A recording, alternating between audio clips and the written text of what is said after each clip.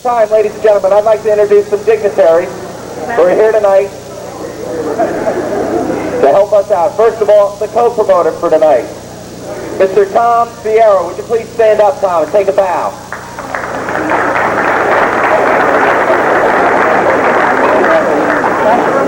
Next, ladies and gentlemen, from the All-Star Wrestling Federation, their promoter, Damian Kane. Damian, take a bow.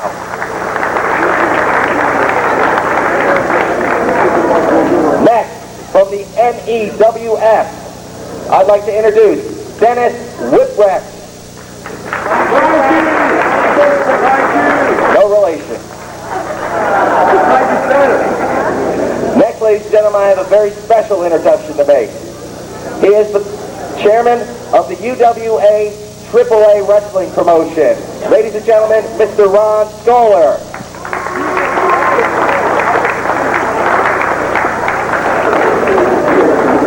And next, ladies and gentlemen, the president of the Caliper Promotions and the gentleman who is co-promoting this card tonight, allow me to present to you Mr. Dennis Carluzzo.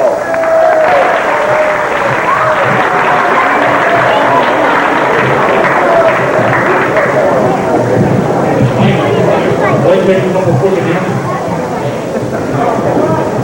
First of all, can you hear me all right? All right.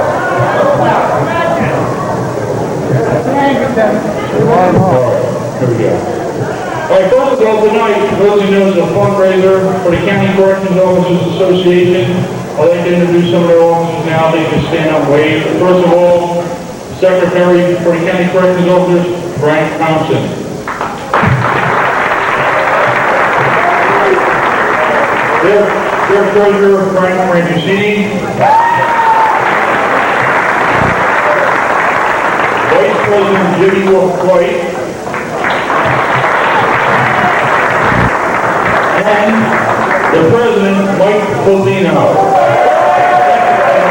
I want to thank, on their behalf, thank everybody for supporting them tonight. Also, a couple things. Don't forget the good food tonight is being sold by Mom and Antonio from Summerdale over here. Chef G throwing some good food here tonight for you and beverage. Also, tonight, after the show, everybody's welcome to go back to the Rivet across from the Cherry Hill Mall.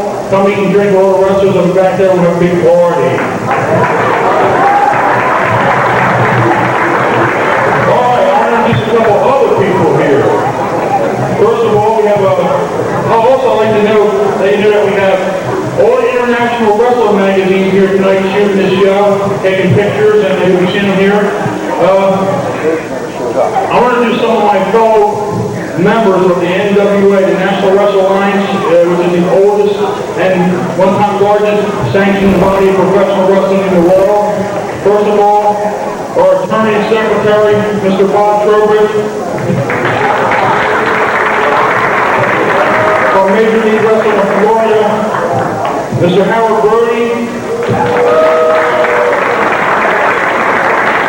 And the chairman of the board of the National Wrestling Alliance, Mr. Steve Rickard.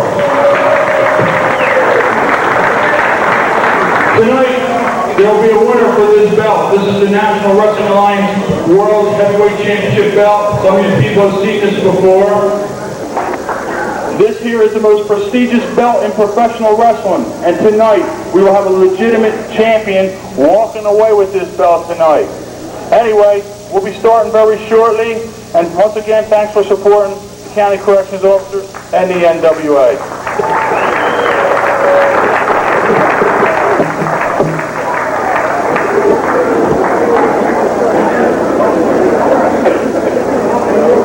This is the NWA tournament.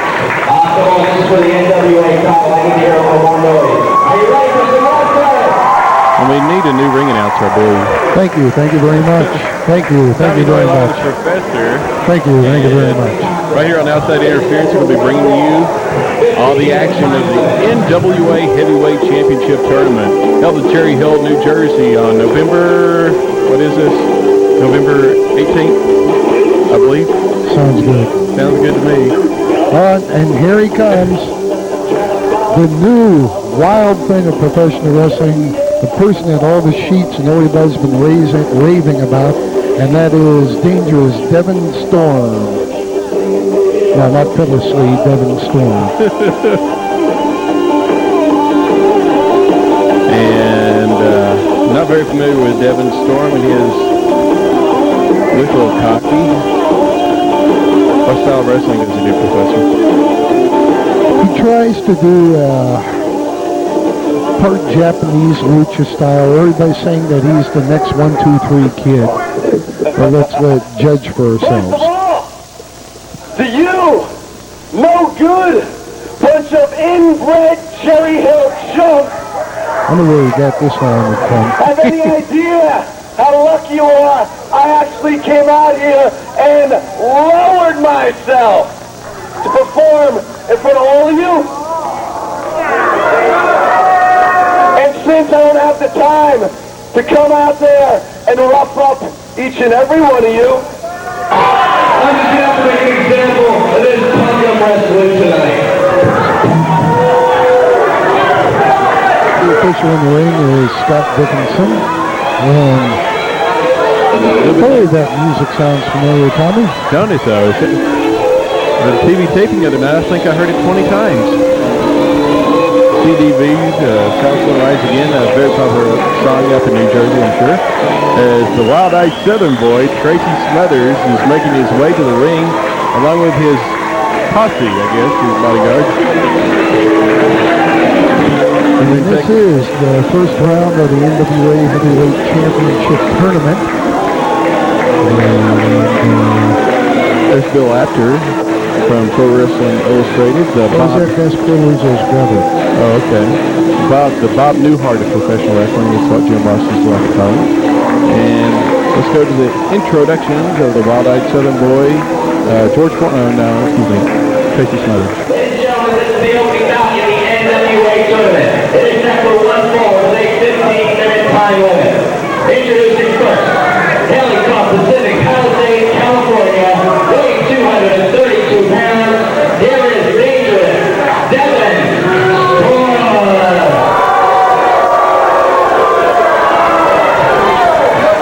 And ladies and gentlemen, his opponent hails from Springfield, Tennessee, weighing 245 pounds. He is the wild-eyed Southern boy, Tracy Smothers.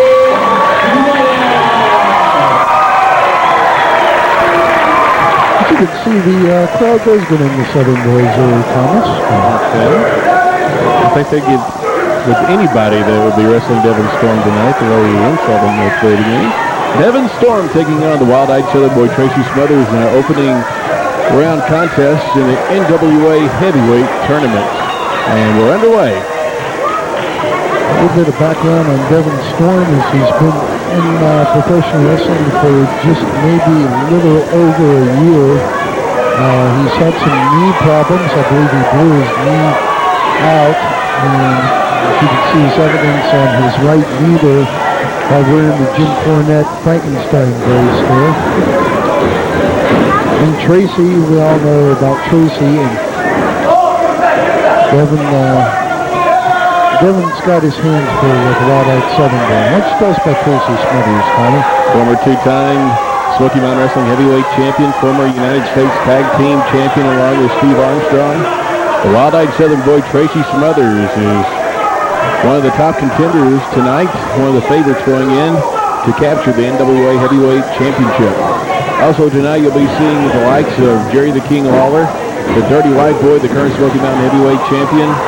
There's a nice arm drag over by Dangerous Devon Storm. You'll also see Johnny Gunn, Eddie Gilbert. Who else is here, Professor? There's so many of them. A real bright newcomer, well, actually he's not a newcomer, but Al Snow's in the tournament. Okay. Chris Candido, of course. There's a Japanese youngster in there from New Japan. Can't quite pronounce the name. And Lightning Lou Perez from Florida. So it should be a very exciting evening here. Tracy Smothers is for having his own way with the Dangerous Devon Storm as he complains about a pulling of the tights. Is Devon Storm wearing a Madonna mesh top there? He's a fan of the Army. He's got that khaki on it, khaki green. And a collar and elbow into a side headlock by Devon Storm on the Wild-Eyed Southern Boy. Tracy trying to figure a way out of this maneuver. Shoots Devon Storm into the ropes. Nice leapfrog over. Oh, a nice shoulder block in both. Both men go down. Tracy picks him up, lines his head into the turnbuckle. Nice shot into the midsection by the Wild-Eyed Southern Boy. Shoots Storm right into the turnbuckle. Oh, hard into it, and Tracy misses and hits the top turnbuckle with his chest, and tries to roll out of the ring to catch his breath. As Devon Storm takes advantage of the Wild-Eyed Southern Boy. Storm backing up. I'm not sure what he's going to do here. Oh! Slingshot down to the floor by Tracy Smothers. You usually see people slingshot it in to the ring, not out. Oh, nice shoulder block out on the outside by Tracy Smothers. Now, I believe he calls that the Tennessee Torpedo. Yes. No relation to Tennessee Tuxedo. Smothers going to the top rope. Double axe handle to the top of the head of Devon Storm. Rolls him over. 1, 2, and that was a real weak kick out.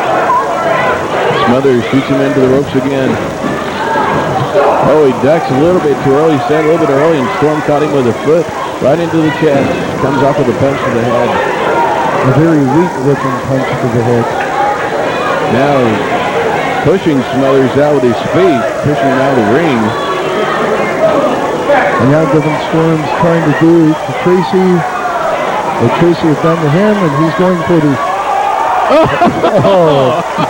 Devon Storm tried for the acai moonsault, but didn't quite make it. He did a belly buster there on the concrete there here in Cherry Hill.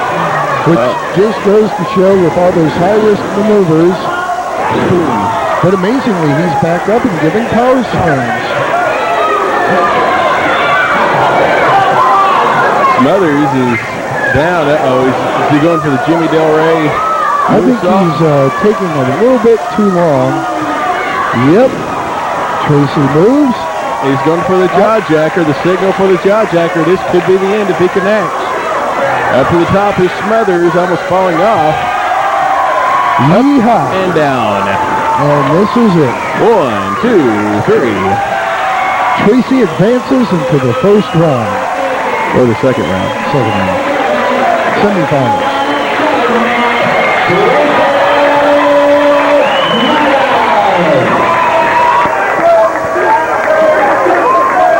Dangerous. Devon doesn't look so dangerous now, does he? No. There's a good shot of Tracy's love handles. Yeah. I was trying to think of a good way to put that. I guess that's the best way you can. And Devon gets up, and he looks like he's a little woozy walking down Gay Street, trying to get the referee to put his arm up. The referee's saying no. We're going to shine you on the Gucci. And again, your winner of the match is the Wild-Eyed Southern Boy, Tracy Smothers, advancing to the second round of the NWA Heavyweight Tournament. Gosh, this guy does need to get a haircut really bad. Yeah, this guy is... Why didn't they have me up there? My goodness, I'm twice the announcer, I guess, because they didn't want to pay me to go up there. And then there's the famous Frank Chile, representative for Warner Brothers Motion Pictures. Sitting at ringside is the special guest bell ringer. Okay, didn't know that. A nice PV speaker they have there. Into the strains of Van Halen's Right Now, coming to the ring is...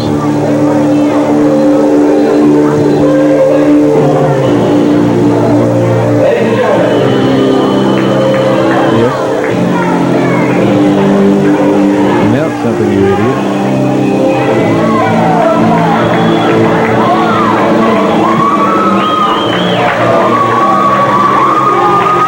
that Johnny Gunn? Yes, it is Johnny Gunn.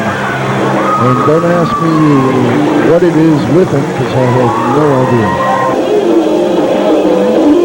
Nice close-up view of Johnny Gunn and whatever's with him. Of course, Johnny Gunn used to be in WCW, but hasn't half the known wrestling world been there and left. Known as Tom Zink's illegitimate brother. Twin. And if I do remember correctly, his opponent coming through the ring, making his first American appearance in quite a while. 15-minute time limit, the second match in the NWA tournament.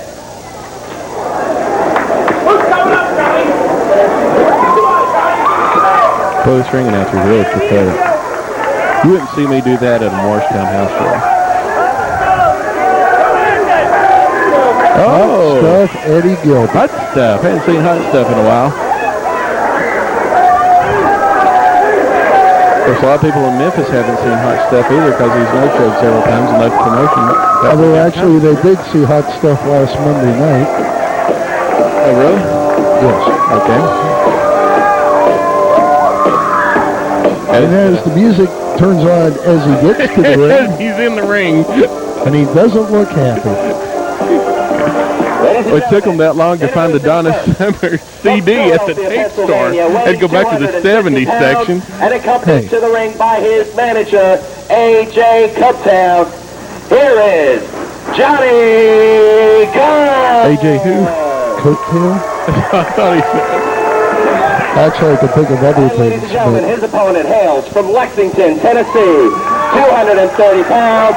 Hot stuff. Eddie I was hoping Missy would be with him tonight, but evidently not.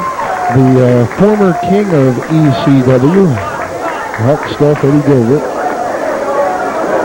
just came back from no show in Puerto Rico. Yeah. Everybody can remember Eddie Gilbert back in the days. He was with Bill Watts' UWF. Of course, he was the very first manager to Sting, Rick Steiner, as he had the first family, if I remember the way it was, the storyline back in the Bill Watts days.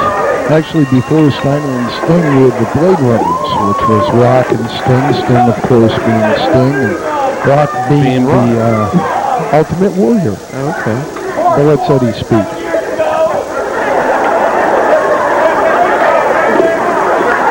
You want the microphone? You know, I was actually looking forward to coming back up here until I got here today. And then I realized seeing people like that and listening to them, just what really comes from here. Just like you from Philadelphia, Pennsylvania. Well, the only things that come out of Philadelphia, Pennsylvania is steers and... That was our censor at work there. And the match gets started without the bell ringing.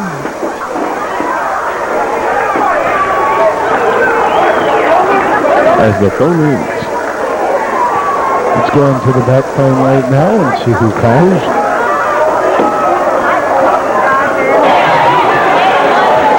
Uh-oh, they're going out into the crowd.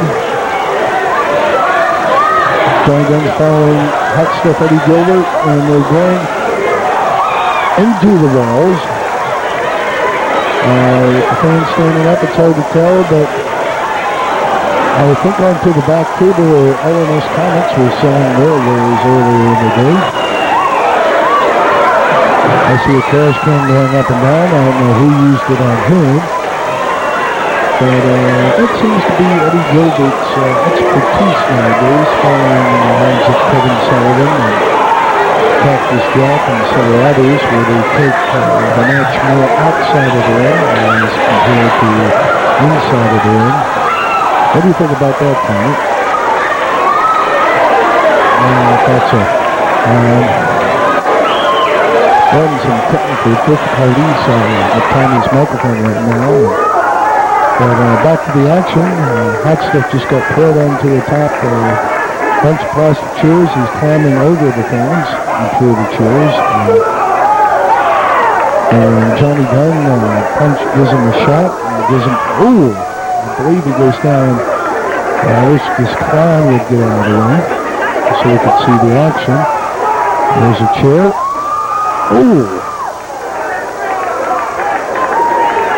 Nice chair shot. No relation to the newsletter. There's George Napolitano. Straight from the new Magnificent Mimi video. And there's some people standing up looking around. They're shooting that like a match. I have no idea.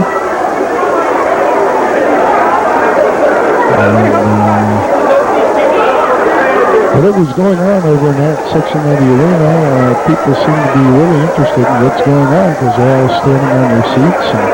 And there's George Napolitano again. And, it looks like they're coming back to the ring. And it looks like Eddie did something to... let's see. Something happened. Some fan just got hit on top of the head with some sort of piece of arena. The referee just got squirted in the face. I hope that was water.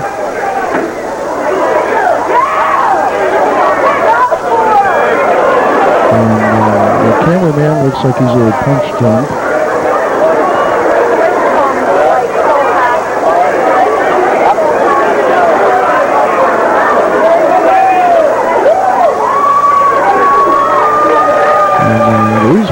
Silence is because there isn't really anything that we can see what's going on. It sounds like Eddie Gilbert and the referee Scott Dickinson are getting into a heated exchange. And Eddie just got hit with a trash can there. And Eddie just hit Johnny Gunn with a trash can.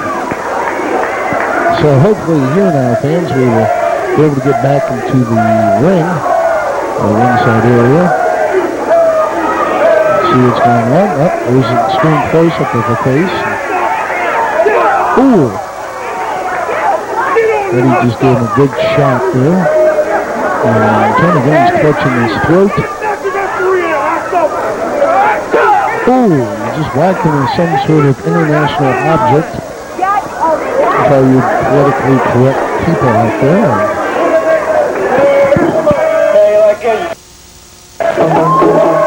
And Eddie just said something on the microphone that just got edited again. There's that reverse mule kick to places. And now he's threatening to hit the referee. This is the first time he's done it. Where's Jimmy Suzuki when you need him?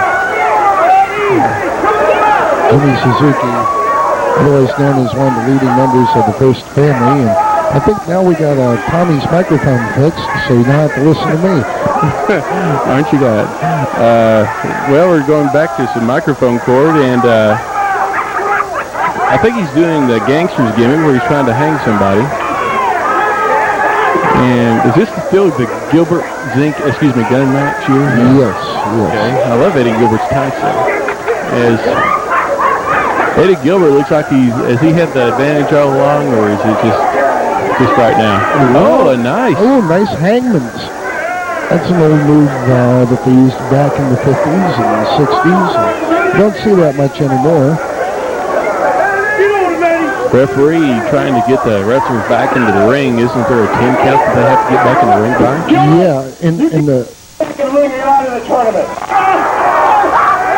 Well, our cincher's back at work again. And the one thing about Eddie Gilbert is he's had 2 busted fingers, and now we're getting real close to the action. Hello, Eddie. And that woman looks like she's trying to get a hold of hot stuff. Maybe she's heard why he's called hot stuff, who knows. Or she's a big fan of Missy's and she wanted to get back at maybe for something he did to Missy. I don't know. Now he's got Eddie really wrapped up with that cord. It's up close and personal tonight here at the NWA title tournament. Let's see, either of them have been doing steroids. The backs look pretty clear. They're half in, half out, and the fans are just like looking on in shock. You can't believe that's happening right in their laps.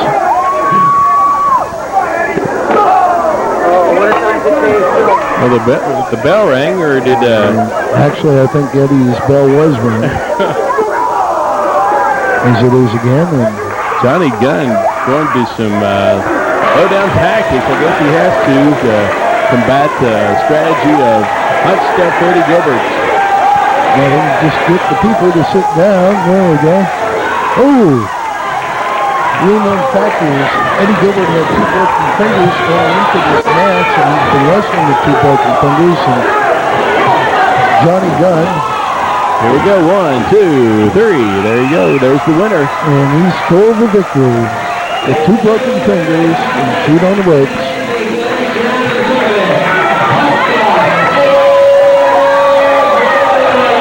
Uh-oh, Johnny Gunn's following hot stuff, and whoa, and then he ducks out of the way.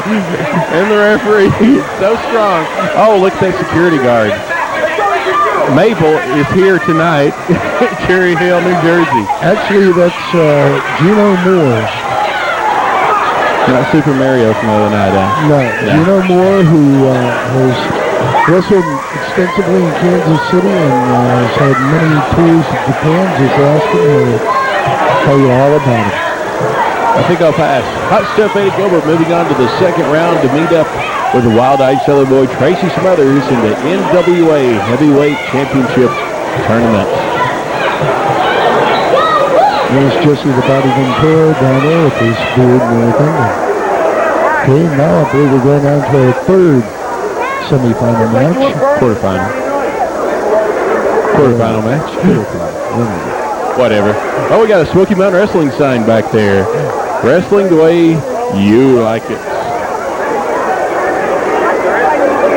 Ladies and gentlemen, this next match is the third bout in the tournament for the NWA title.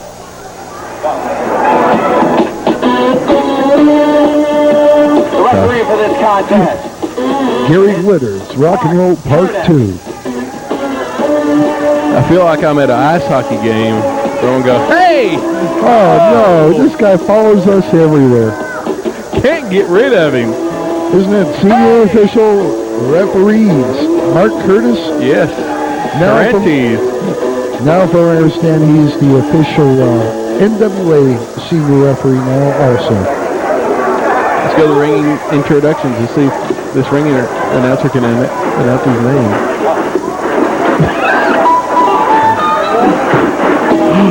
Boy, this music sounds really familiar too. Well, Tammy being escorting the Suicide Blonde. Yeah, there she is. And there's the Suicide Blonde, Chris Candido, making his way to the ring. And that gentleman up on that platform that you saw briefly there is outside interference cameraman Regis E. Hildebrand. Well, we've got the Tammy cam tonight here in Cherry Hill. Well, I'm not going to say it. Evidently, Tammy's not from here, Cherry Hill. But there's a good shot of her backside. And there is Chris Candido, the Suicide Blonde. Let's go to ring introductions. introducing first, from Lima, Ohio, 235 pounds, here is Al Snow. Oh, that's Al Snow. That's the first time I've ever seen Al. How do you Al doing, Snow Al? is actually the next big thing. Compared to Devon Storm, who's the next big splot on the floor, as we saw earlier.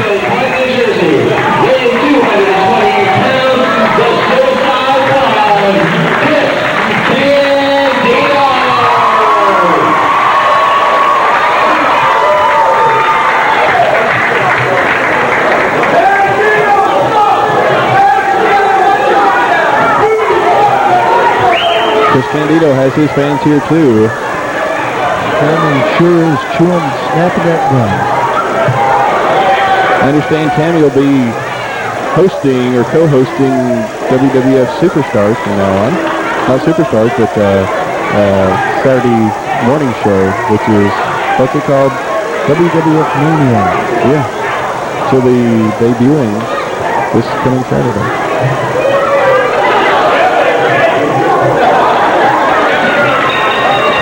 As the bell rings, and we're getting ready to start this quarterfinal matchup with Al Snow taking on the Suicide Blonde Chris Candido. Of course, Al Snow has wrestled some here in Smoky Mountain Wrestling, grappling with Bobby Blaze in Ashland, Kentucky for the U.S. Junior Heavyweight Championship, which I believe was a really good match, wasn't it, Professor? I believe you were there. Yes, Al Snow was the champion when he went in, but due to hometown appreciating and other things that were going on that evening, he lost to Bobby Blaze in Bobby Blaze's own hometown. But this should really be a super scientific match. Candido, good chain wrestling going on, side headlock. Al Snow. Snow with the blue tights and Candido with blonde hair. That's where you go. A nice hip-hop takeover and nice head scissors, and we're both back up.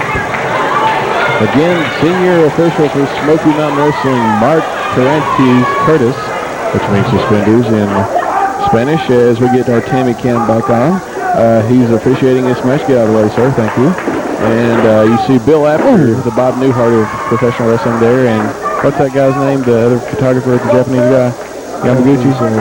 Sean Yamaguchi. Okay. Nice leg trip. Step over toe hold. We could get submission here about it. Tammy claps and encourages her man. Nice earrings. We're getting the glare off of Bill Apter's hair. Or head. Or lack of hair. That's why I wear a hat. Whenever I do my announcing. Candido keeping that leg lock on. Al Snow. Back into a side headlock. Count of one. And back up to the feet. Nice reversal by Snow.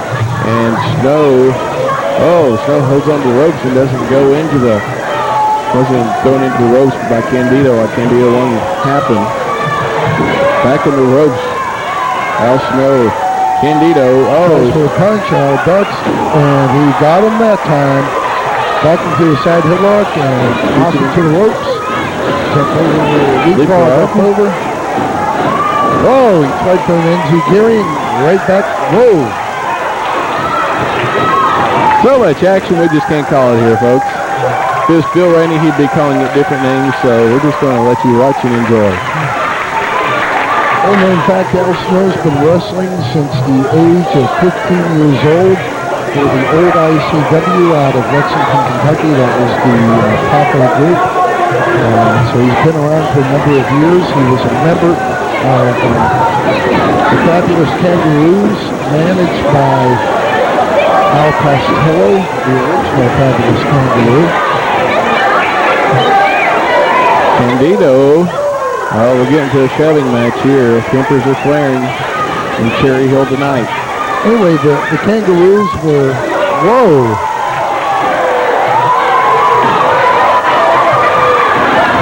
Nice leg trip by.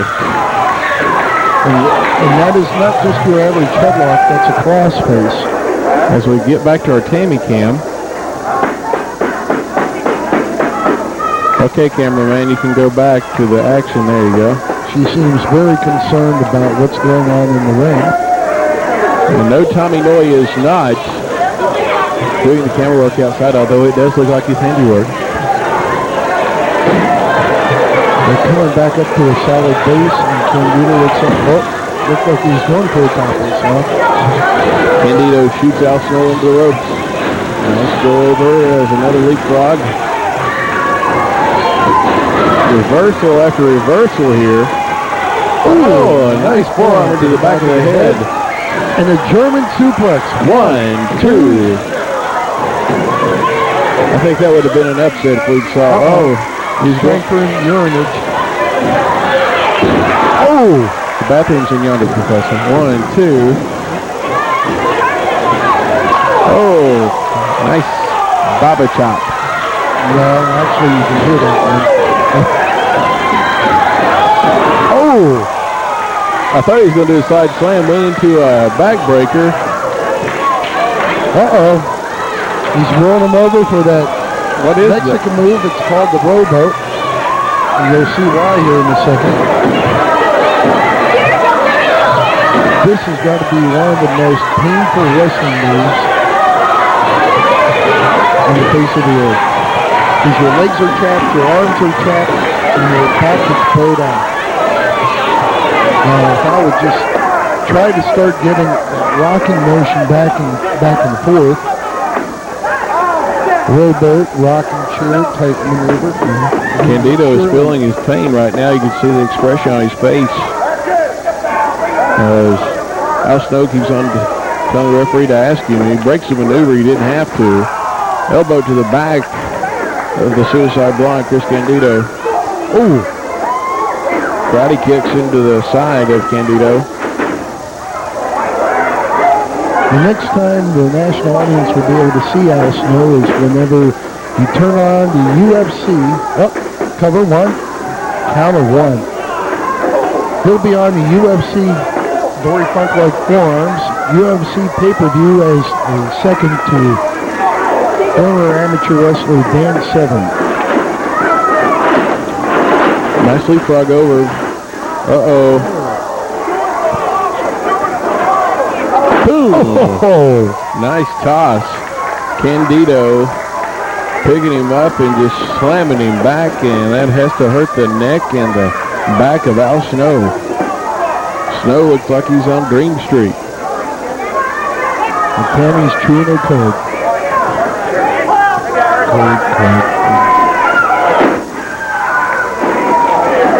I'm not going to touch that one. Candido trying to bring Snow over. 1, 2. That's a half Nelson, half Sugar move. Oh! Slap right in the chest of Al Snow by Candido. Snap suplex right over. Down goes Al Snow. Could this be a patented leg drop off the middle rope? No, it's the patented fist drop off the middle rope. Cover. A 2 count. Only a 2.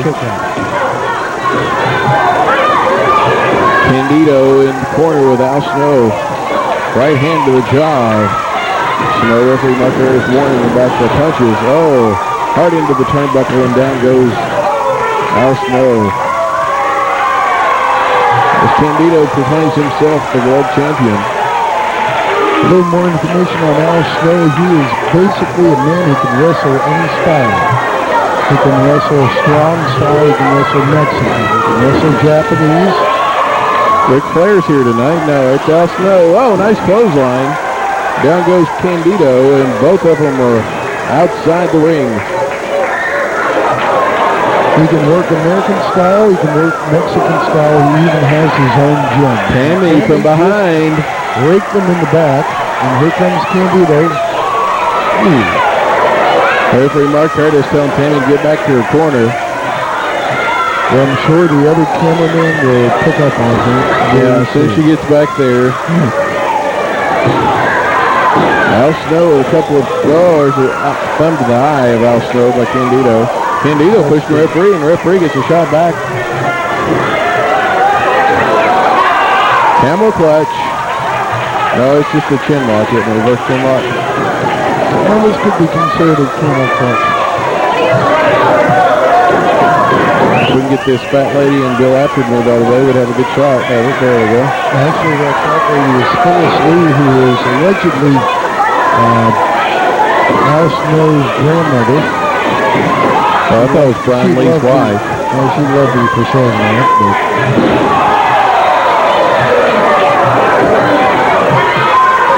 Al Snow fighting his way back. Nice heel kick right into the stomach of Candido. Candido better. As a car must be coming into the garage. Oh, nice side salto. He goes for a pin. 1, 2. Entertaining match. for the NWA first round. There we go. Here's a nice shot of Bill after. And we're back on Tammy again. As we get to see the entire body of Tammy. No comment.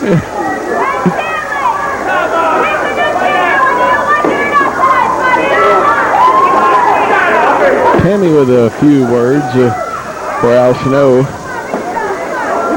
Okay, producer, let's go back to the other shot here. Thank you. Referee Mark Curtis checking to see if anyone wants to give it up, such as Al Snow here. And there's the head of Dennis Cruz in the back of the arena.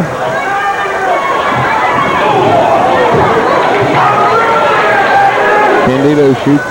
Oh, nice forearm into the head of Al Snow. Snow.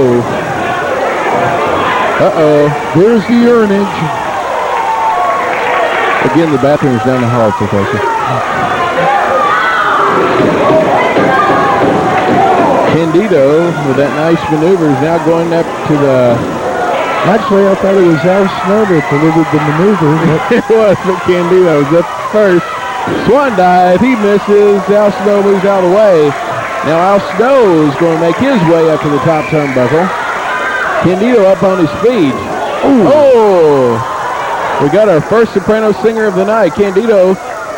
Could this be the suicide plex? I hope this woman doesn't shake the ropes. Oh, Candido can't get him up. Snow up to the top. Drop kick and right on the chest. Oh, and nice a nip up. Candido trying to go for a nice suplex maneuver by Al Snow, and both men are down on the canvas. Are you accusing this lady over here of maybe having some outside interference? Professor, I can't believe it. A couple of shots to the face of Candido by Snow. Nice clothesline, and down goes the Suicide Blonde.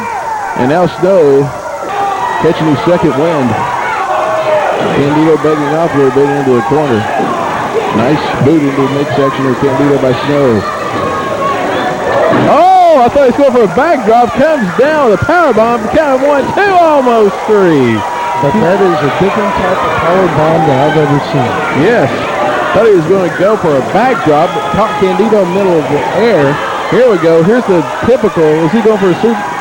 What's he going for here? He's either going for a power bomb or he's going for a power driver. And since this is the NWA, power drivers are illegal. Oh, Candido reverses it. Count of 1, 2, 3.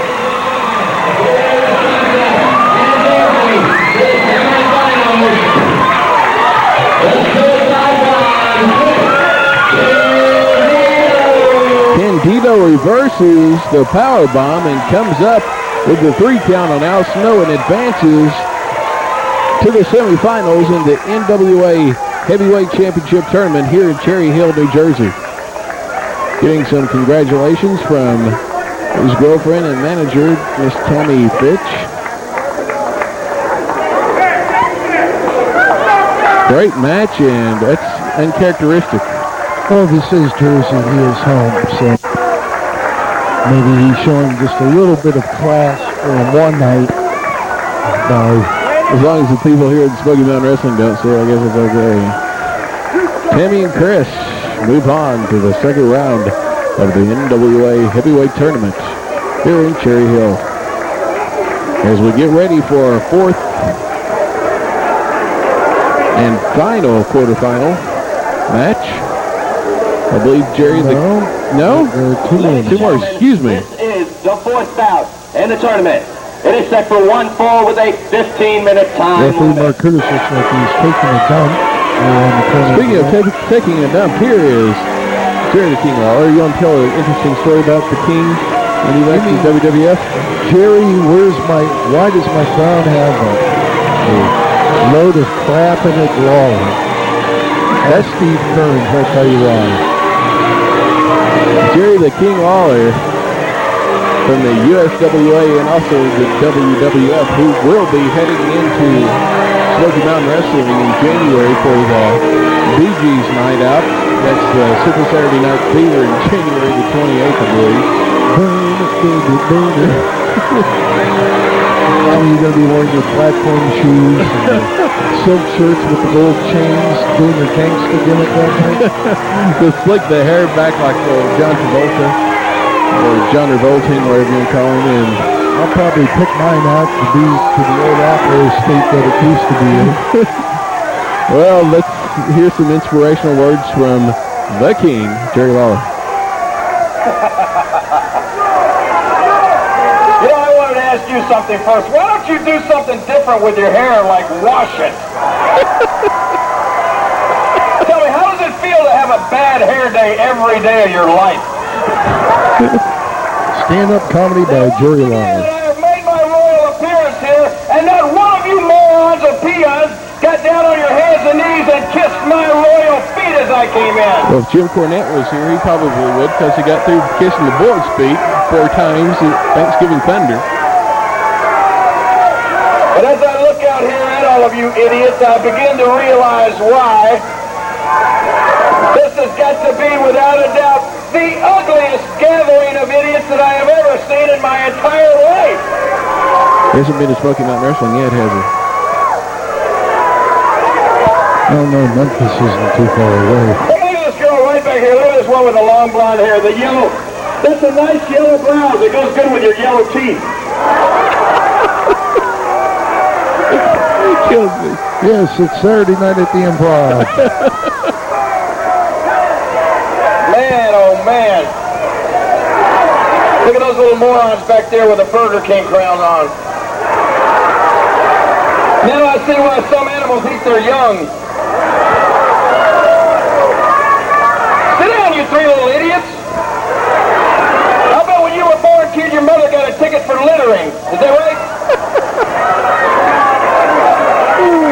He's got a million of them, folks. And you're going to hear them all tonight. Okay. Hey, look, Fatso, right there. When you wear that blue shirt, people try to mail letters in you, don't they? Look, he thinks I'm number 1. I'm going to try to guess your nationality right here tonight, okay? Let's see. Judging by the color of your teeth, I'd say you're Irish. Am I right?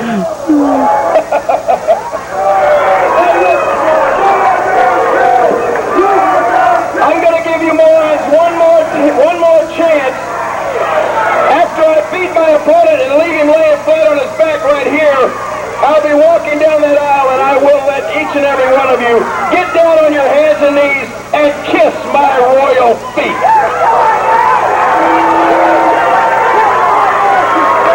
Look at this girl right here. She's had more hands on her than a doorknob. Sit down, you floozy.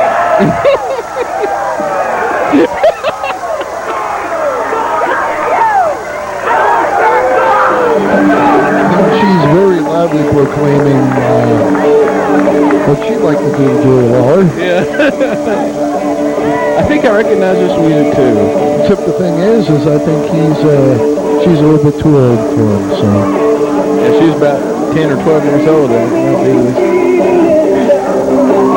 Here comes this Dennis Corlews. No, that's the dirty white boy.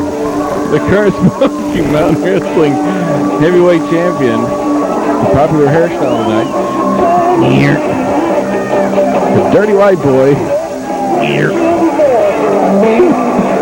Oh, flick your tongue, Tony. There you go. Wonder if the dirty white girl's here tonight. Looks like.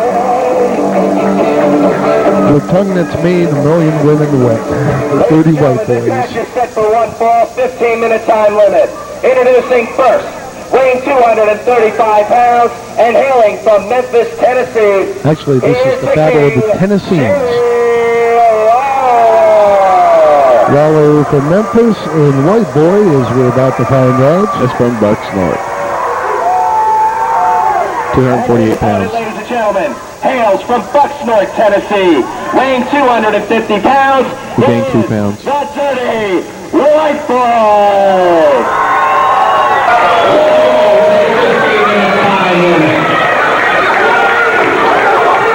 Referee Mark Curtis checking boots of the white boy. Now he's going to go over and check the king, Jerry Lawler.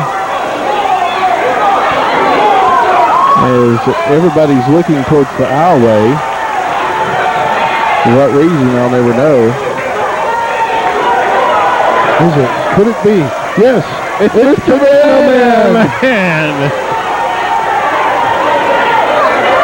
The big banana. Bananas are us. Shut up, idiot. I'll tell you what I'm doing here in just a minute. King, I've come here because you're the only person in this building I can have an intelligent conversation with. I have come to offer my services because I know the dirty white boy like the back of my hand. He's the same type of trash as I see sitting around over here. Who all that you do is come in and complain and whine and gripe about everything. He's the same way. He's been whining and griping because my man Bruiser Bedlam down in Tennessee has been kicking his butt all over the place. And I've scouted him and I know him real well. I would like to offer you my services tonight, King. I would be proud and be pleased and be happy to stand in your corner and make sure you know when he's fixed to pull a dirty trick and make sure that the referee is alerted every time he tries to cheat and break the rules. I'd like to offer my services right here and right now to you, gratis, free of charge, absolutely no money involved. I've just been made an offer I can't refuse. Jimmy Cornette. Hey, when I love somebody, I'm not going to love you, okay? Just get over here. I'll tell you what I'll do, Jimmy. Not only will I let you sit there and advise me, but when I get finished with him, I'll leave just a little bit of it, and you can personally come in the ring and slap the taste out of his mouth. Yourself. And by the way, speaking of slapping the taste out of your mouth, if I hear one more idiot run the word Burger King,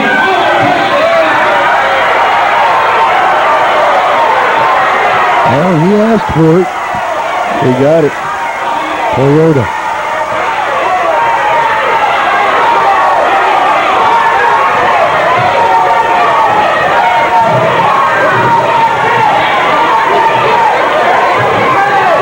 Folks, you just tuned in. You're watching the NWA Heavyweight Championship Tournament. And this has been the comedy portion of our show. You're watching Outside Interference. My name is Tommy Noy. I'm joined by the professor, the man who knows it all and tells it all here on OI each and every week, whenever we can find in from Pittsburgh, Pennsylvania. Legion, the Grimaldi kid, are on the cameras tonight. And it's got a Smoky Mountain Wrestling flavor to it because the Dirty White Boy and referee Mark Curtis are in the ring. why don't you just sit down and shut up? Because you see, I don't go down to where you want to cut off the smoking machine, so leave me alone when I'm trying to work, okay? Jim Cornette has stolen that line and he's used it every night since he's been back from New Jersey here in Smoky Mountain. I knew I'd heard that somewhere before. Now Lawler is wanting to go after that man, but the referee's trying to get him back into the ring to wrestle the match against the Dirty White Boy. Oh, is this a wrestling match? Is this what it's supposed to be, Professor? You'd never know. Actually, I think it's known as walking and talking.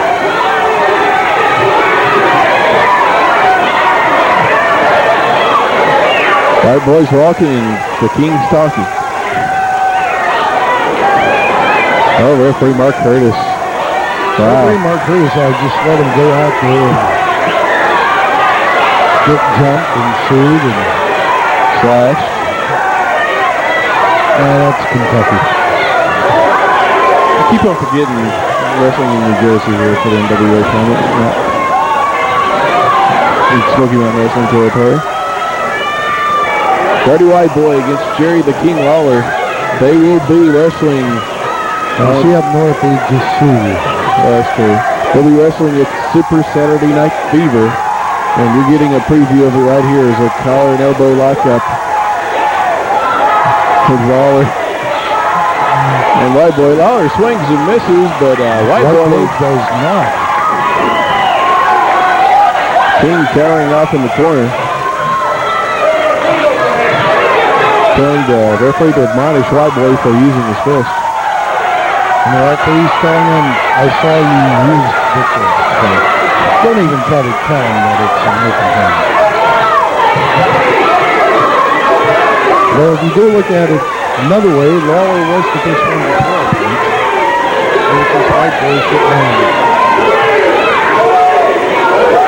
As White Boy leads the cheers, and I believe they're saying Queen.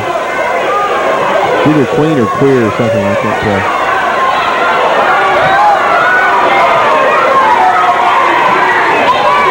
The Queen of Memphis. Another car, another... Not the popular song by Untitled Chapter. Nice reversal by White Boy and into a back pop, and that's probably as high as Lawler's been since last Friday night. Actually, I think that's... and that was after the matches. Actually, I think that was about as high up as Lawler's been in quite a while. He doesn't even go up that high when he wrestles Sid Vicious still. Cornette complaining about some tight pulling and hair pulling. Now, how the heck you could have pulled hair on a backdrop? Here, White Boy showing exactly what happened. I guess he pulled his back here. I'm not really sure.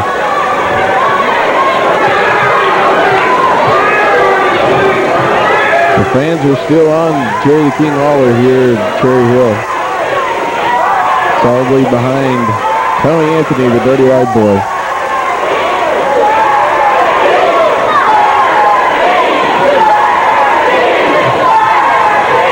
I'm going to always say this one time. If you don't show, I'm going to walk right out of here. Please do.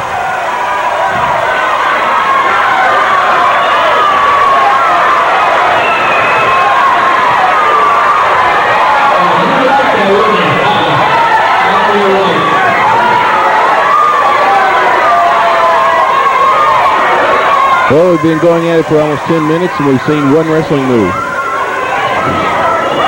Back into the corner goes the King with the Dirty White Boy. Shooting White Boy, no reversal, a nice reversal, another backdrop. Whoa, another backdrop. We're going to start calling Lawler the butt machine if he keeps on taking backdrops like that. Cornette's hiding behind a guy. If I were the guy, I'd watch out. That's the Frankie the Thumper Chile.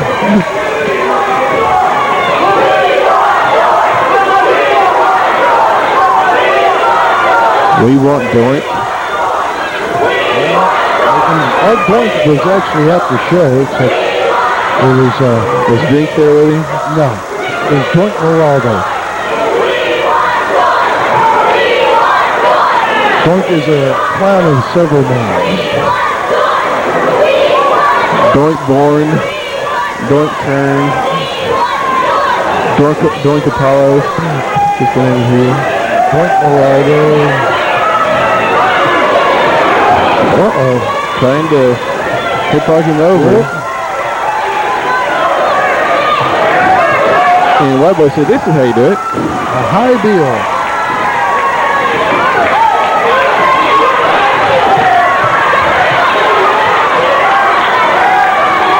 Saying that he pulled the tights in the hand.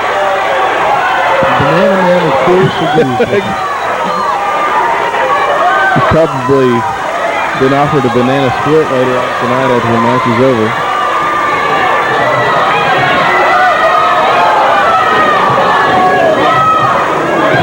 Singing the song from the Bee Gees, How Deep Is Your Love?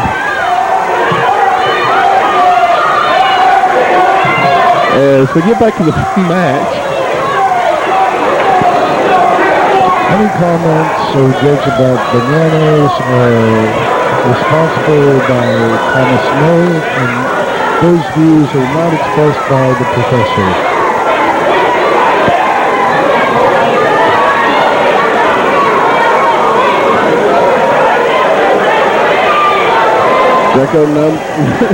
Greco-Roman knuckle lock here. As we're going for a test to spin.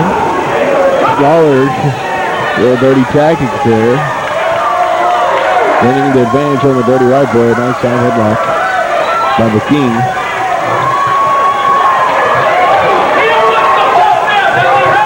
The Kingfish. The Kingmeister. I believe he's trying for a choke there.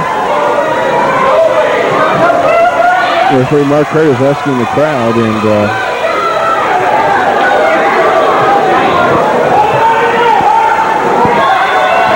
I believe Lawler is. Oh, that boy just throws him off.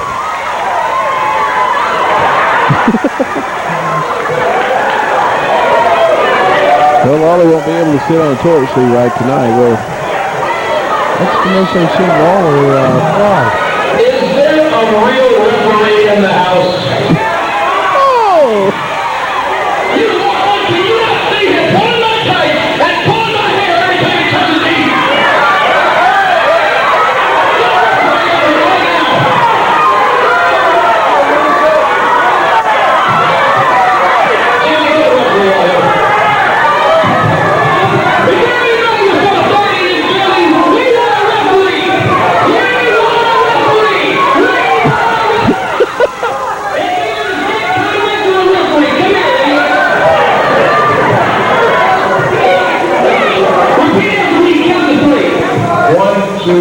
You gotta be better than he is. Get in there!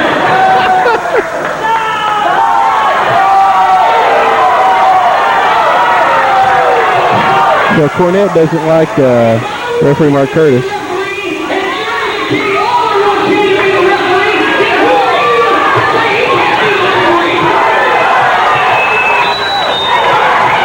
Nice feedback.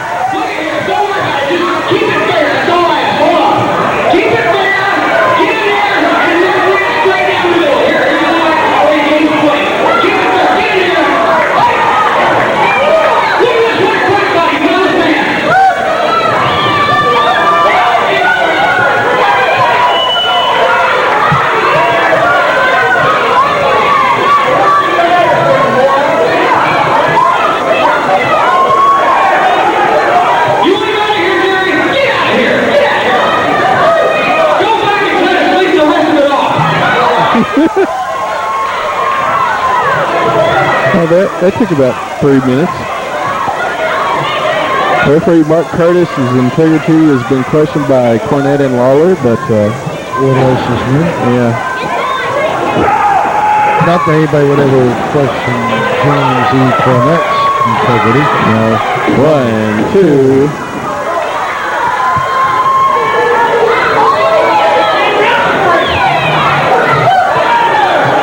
They're saying the referee can't count to 3. All right, so Lawler's going to show him how to do it. Right?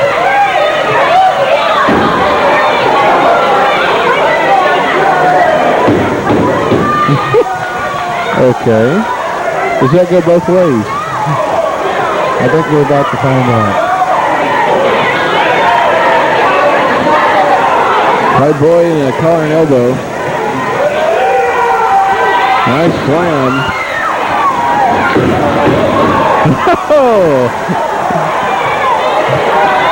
Well, he just counted the way the King told him to count.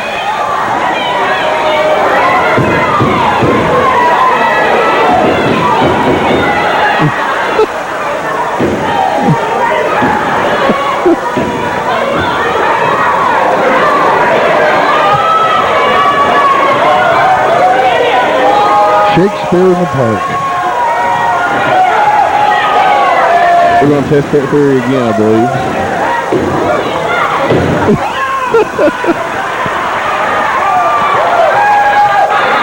That's exactly the way he told him how to do it. Isn't that right, Mr. Miller? That's right, Professor. Let's see if Jim knows how to count to 3. Uh-oh. Watch out below, the banana outfit's coming off. Well, I guess Jim Cornette's going to referee. If it's anything like the match he refereed in Smoky Mountain Wrestling on TV, it's going to be eventful. Look at that, he's just letting him hit him. The white boy comes back and Cornette's trying to break it up.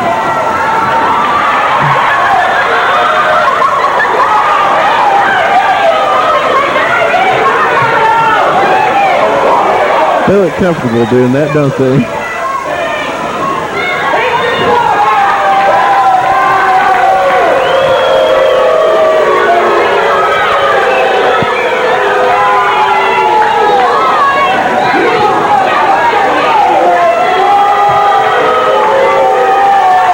Well, if you haven't voted yet on your observer poll for worst match of the year, this could be a candidate. Uh-oh. The real referee, Mark Curtis, is using the count.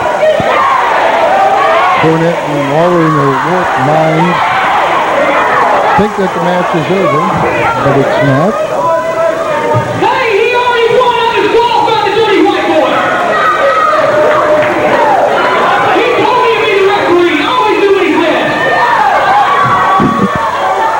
Well, he'd tell you to take a banana and shut up. I didn't know Jerry had red hair.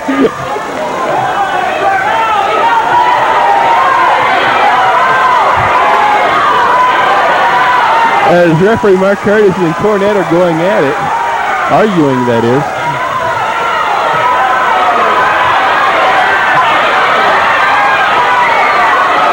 Jerry King Lawler has something in his hand, I believe.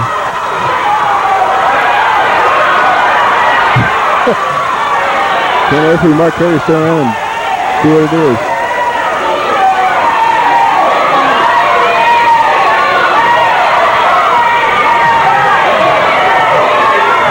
This old man in front of us saying that there's something.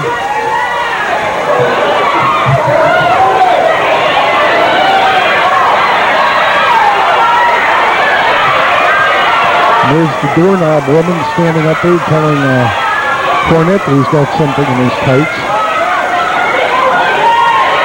Cornette. Let your own imaginations run with that one.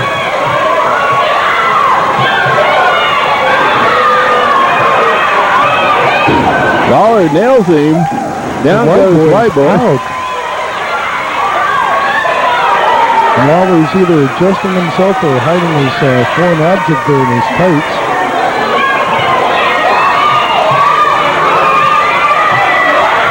Lawler says, who, me? Chief?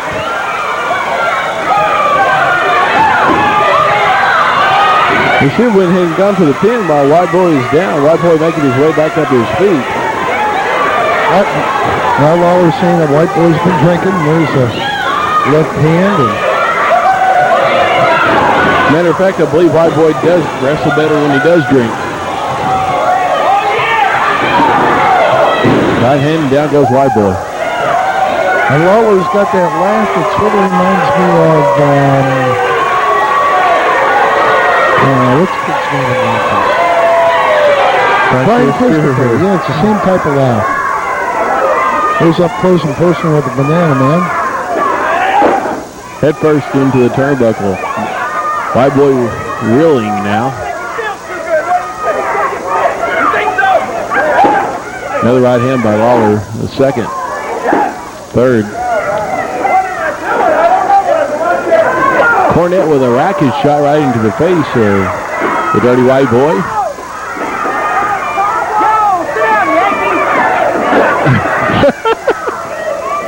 Brilliant comeback. You tell her, Jim. And her mama, too. Some great camera work here. Move out of the way.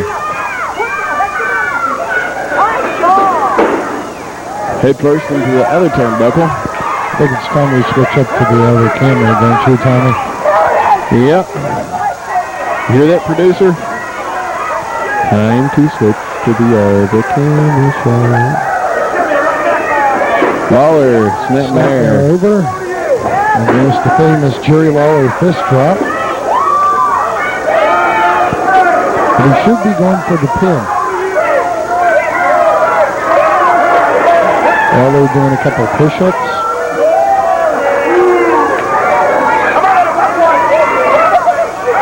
Dirty White Boy making his way back to his feet. There we go. White Boy looks like he's catching his second wind. Referee Mark Curtis asking if he's had enough. I don't believe White Boy has. Pink Lawler's got Cornette's racket. And down goes the dirty White Boy.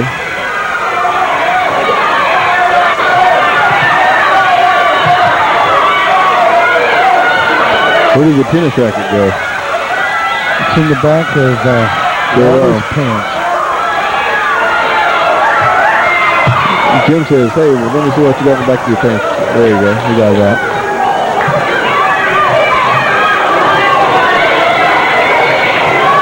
Another hit to the turnbuckle. For the 20th time. Lawler going for a punch. And it's blocked. White Boy with a right hand of his own. And that just rocked Lawler's world. Foot to the midsection. Right hand, a second right, a third. Again and again. And there's the Dusty Rhodes power elbow.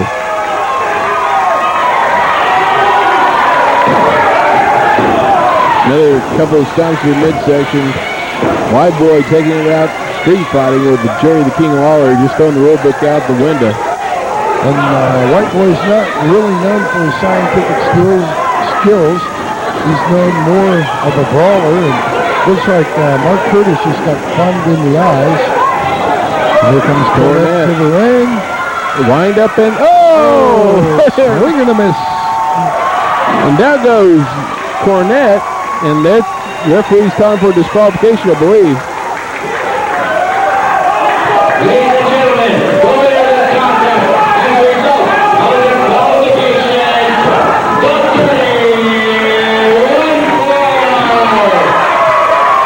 the Dirty White Boy over Jerry the King Lawler. Hard to believe. The tennis racket, the throw to the tennis racket to the back of the White Boy. Right in a very tender kidney area. Choking the White Boy, and referee Mark Curtis manhandling Lawler. Mark Curtis ought to go in to bring a professional wrestler. He takes out the knee of the Dirty White Boy. Nice shot by the King. Looks like he's used the tennis racket. He's been on the courts before.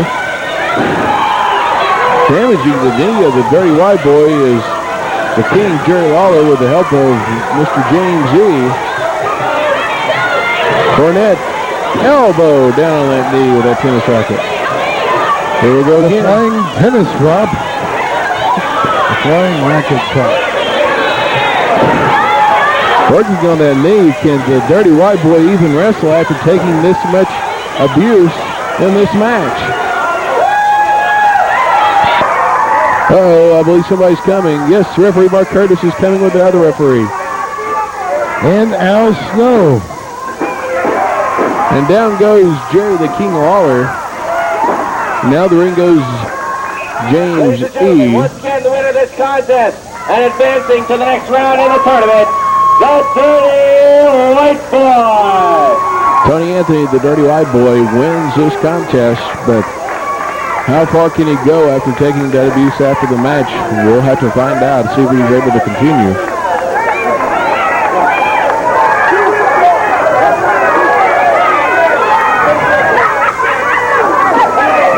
I believe the winner of that match is scheduled to wrestle Chris Candido. Is that right, Professor?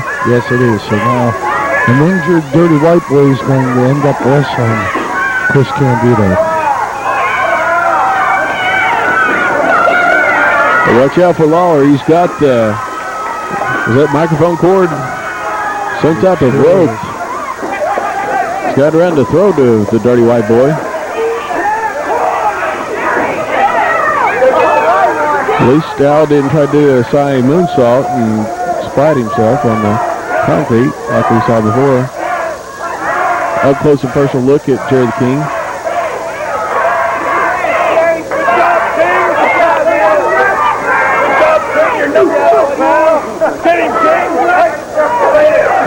He throws a chair.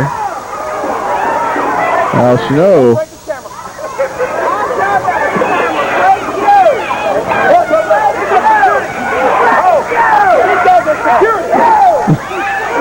Go ahead, swing and hit him. Hit him. Gosh. Wild action going on here. Let's see how far you go in a tournament with that leg, right, boy, huh?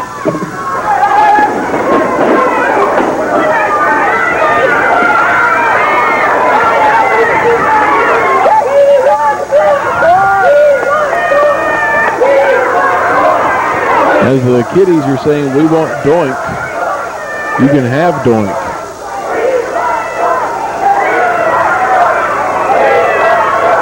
Freddie Whiteboy moves on to the next round. But will he be able to wrestle after taking that much punishment?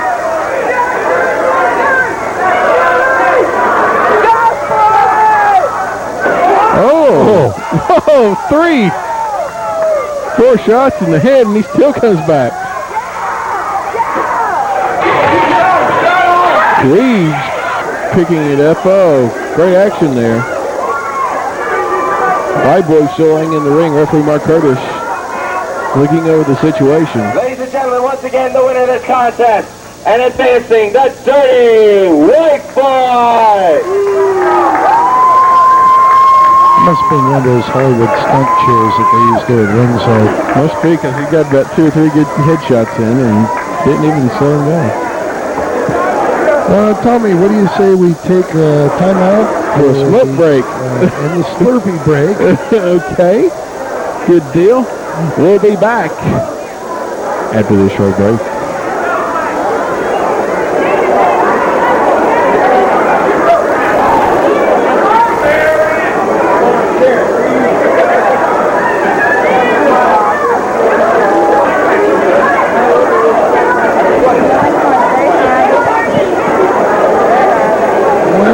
Back after seeing those Tommy Murray just showed the professor the graphics for Outside Entertainment, so I gotta say good job, guys.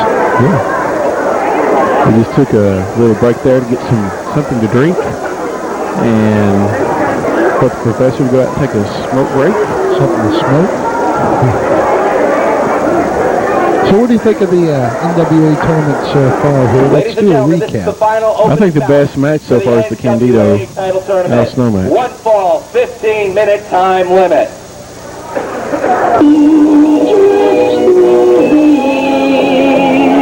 No, this is not PBS and this is not James Bond. Is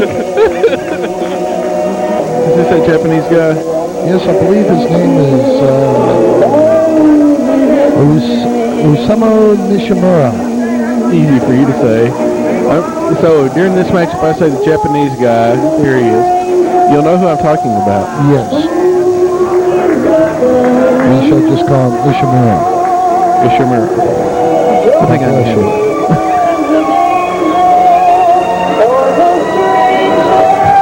Wrestling barefooted. He can rush his feet.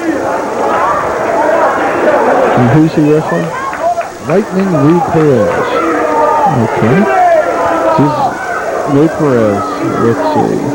Thought I was seeing him before. Oh no. Is now. Is he not using the... What music is that? Oh gosh. I had to hear that with Buddy Landell the other night. The most overused theme music. Go ahead and tell me about Nishimura. Nishimura is being slated for whenever he returns to Japan to become a member of what they call the New Three Musketeers. I forget who his partners are, however, it would be like out of the same class that they had Hase and Muto and who's the real stiff guy? Power Warrior? No. Where's the pants? Chono. No, not Chono. No, Chono's one of them too. Who wears pants? Let's see. I got a Japanese head. Let's flip it in there. Oh, you're talking about the fat guy? Yeah. Hashimoto? Ladies and gentlemen, Yes. this is the final The fat contest stiff guy. for the opening round of the NWA tournament. 1 fall, Oh, we're showing 15-minute cheeks time tonight. limit. Introducing first. Well, we thought the Tammy From cam was already outside. weighs 230 pounds, Osamu Nishimura. Nishimota. It's Nishimura. And his opponent. He said Nishimota. Well. NWA Florida Heavyweight Champion, hailing from Tampa, Florida, 228 pounds, Lightning Perez. Genie Ken to Al Perez. One fall. It's supposed to be Al Perez's cousin. Is he really? No. Thank you. The only place you ever hear honesty in wrestling is here on our show, Outside Interference. We're not going to feed you the bull that some of these other wrestling organizations will. We'll just tell you the way wrestling the way we like it and the way it should be. Oh, Nishimura, whatever his name is. Apparently does not like the Florida NWA belt. Either that or he's just doing a Shane Douglas imitation from the last NWA tournament. If Sherry Martell was here, I wonder if he had power drivers. Well, that's another story of the big city is the bell rings. Have you seen that yet? No, I have not. I'd like to see it. So if any of you have a copy of that, be sure to write Bob Springstein and send him a copy and make sure that it gets to us. If you have any comments about the way we do our commentary, if you like us, write us. If you don't, screw you, you know? Who cares?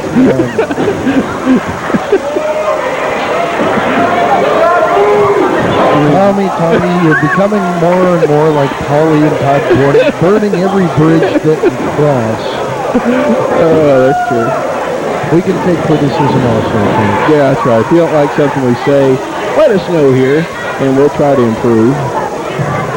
And if not, we'll make fun of you on the air. Be sure to send a map of where you live, too, so we can make sure that we can get back in touch with you. No, we're not like the real wrestling journalist here on Outside Interference, so none of us are related to Mike Madden. No. Nishimura did do a beautiful deep underhook arm drag. Now this is for another opening match, opening round of the NWA tournament. This is for a real belt, not the ECW crap that you see every now and again. There's a nice that was shot. A hard hit, however, I think it just got Mr. Perez a little bit more upset. And I think a receipt's coming. I love these boots. Not often do you see blue boots like that. Or a black outfit. I think it's the same type of boots that the Hornet wears. Nice drop kick. Of course, if you haven't voted yet in the Outside Interference, it's not outside interference, but the Wrestling Observer year-end poll, be sure to include the Hornet as your Rookie of the Year.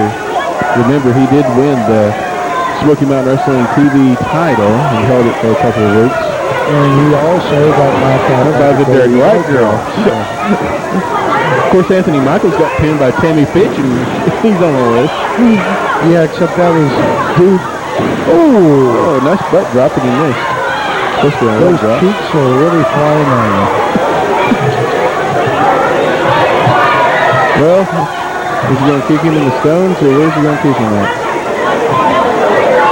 Right in the kidney stones. No, he hits him right in the leg. He's got a grapevine in the leg. This is Lou, not kin to Al Perez, against the Japanese guy that's barefoot. Nishimura. Excuse me. And he's trying for one of those Japanese submission moves. He had that arm hook, except Perez very wisely rolled through it. And it looks like he's trying for it again into the ropes. Referee. The UFC would have submitted. Right.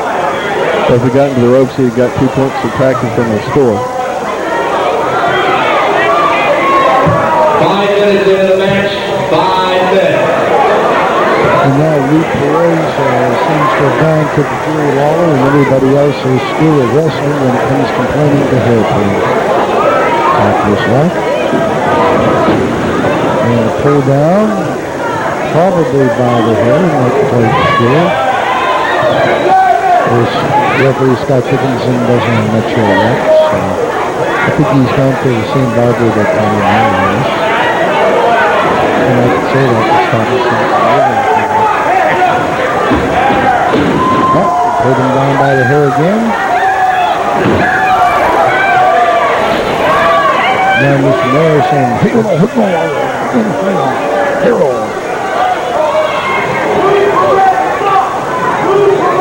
Which translated means, hey, you blind person, open up your eyes, who's pulling your hair. Just like you did right now. And Scotty Dickinson showing the strength that only a referee can show by shutting up. Ooh. Uppercut, snapping over, into the ropes, and he drops the face. Thank you, Professor. Well, these bathroom breaks are not fun to go through for a unit. Listeners are. Oh, a nice snapping of the neck there. He used the hair, I believe. Actually, it looks sort of sloppy this time.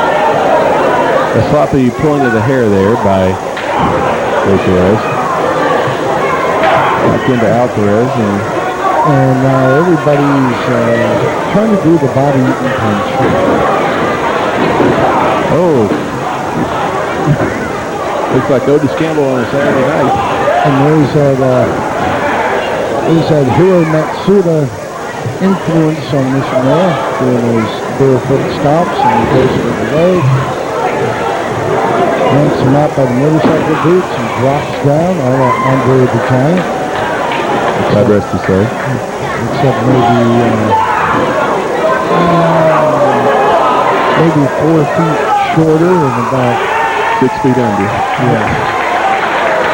Nishimura has the figure 4 leg lock on Perez, trying to get a submission out of there. And what's the name of this referee again? Scott Dickinson. Scott Dickinson checking with Mr. Perez to see if he wants to give it up. Scott Dickinson is also a part-time WCW referee. Oh, really? Yes, he refereed on a number of shows while they were over in Europe, and half the crew got injured. Is that the same one where Cactus cut his ear off? There's a reversal. Dickinson's asking the wrong man. Perez throw a mask in, you idiot. It must be getting hot because they're lifting up the garage door a little bit more.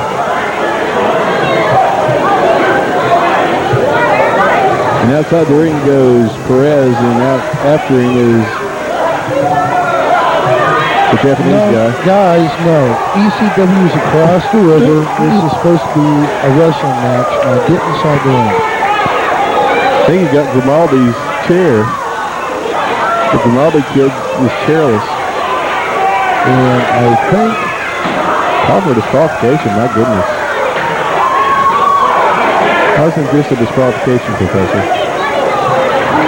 Because this is for the NWA heavyweight title, so the officials are giving a lot of leeway to see who the better man will be. 5 minutes remaining. 10 minutes down, 5 to go. 5 more minutes left in this opening round of the NWA heavyweight tournament. Cherry Hill, New Jersey. Thank you, Candido. Actually, several of the wrestling stars back the ring answer look like Candido. He would have been a lot better if I was there. So I would say 10 minutes have elapsed in a time limit. 5 minutes remain. 10 minutes ago. He's going to break his leg. He really is. That's a reverse leg lock, and he's pulling him out, and he's going for a race. No, he's going for the... It's the Tokyo Crab. No, it's the Cherry Hill Crab.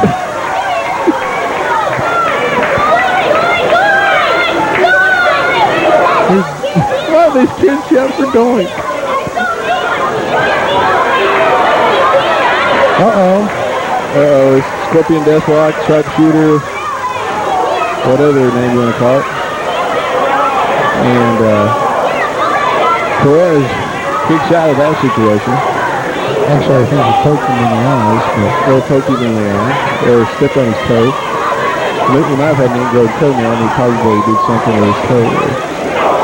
Look at any grown toenails, it'd be really hard to wrestle barefoot.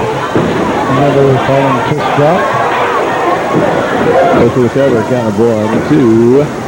Only a 2 count.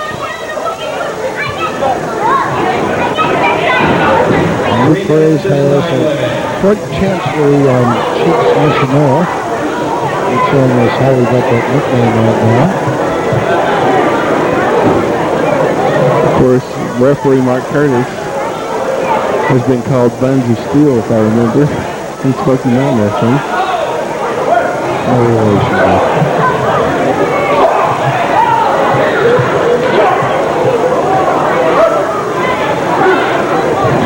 Nishimura, whatever his name is, shoots Perez over. Nice clothesline in the corner. Is he going for a bulldog? Like he's going for a bulldog. And he didn't get it. And I think they stole that move from the match that was held earlier in that weekend between Jim Cornette and the Ninja Turtle. Which you'll be seeing here later on Outside Interference in the upcoming weeks. He's got that dangerous sleeper hold on him, cutting off the oxygen to the brain. And he's left for 2 minutes. 2 minutes. He either said 2 minutes or too many minutes. He's going for the pile driver. He doesn't get it. Cover 1. These two gentlemen have never wrestled each other before, have they? You get that feeling. It's not the cleanest match you ever saw in live, but entertaining nonetheless. As going back to the leg is Cheeks.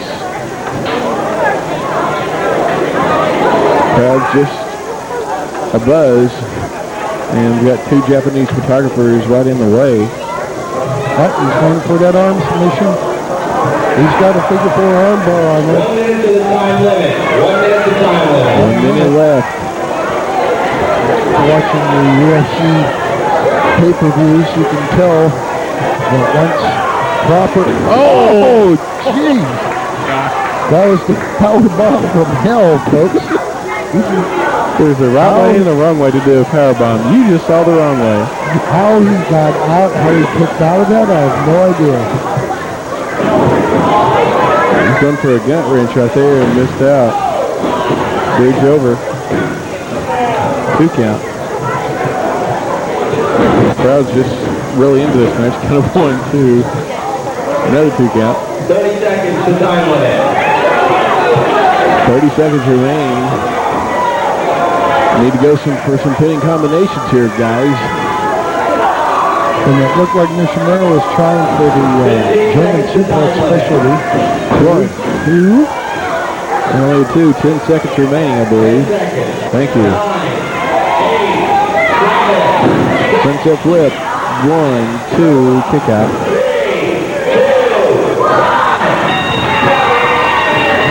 It appeared that Nishimura was trying for the German suplex, but could never quite get Perez in position to do it.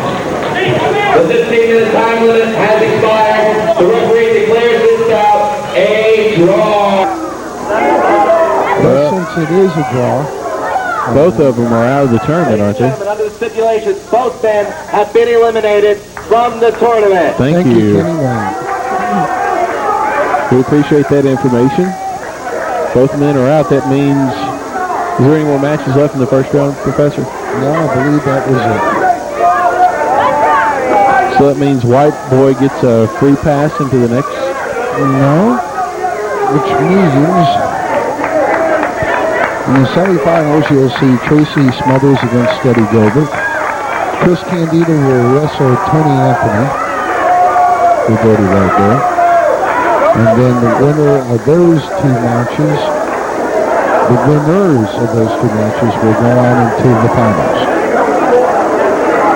If somebody were to actually win this matchup, who would they have wrestled?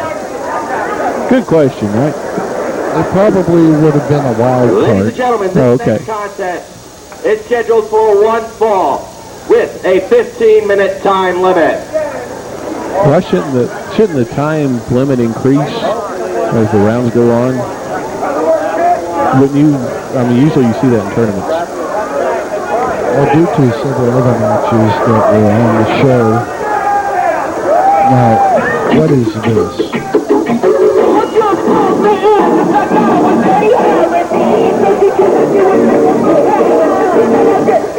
This is a special added match tournament that I have no idea what's going to be on here. I see Reed. So, Cameraman Reed. Wave at us, Reed.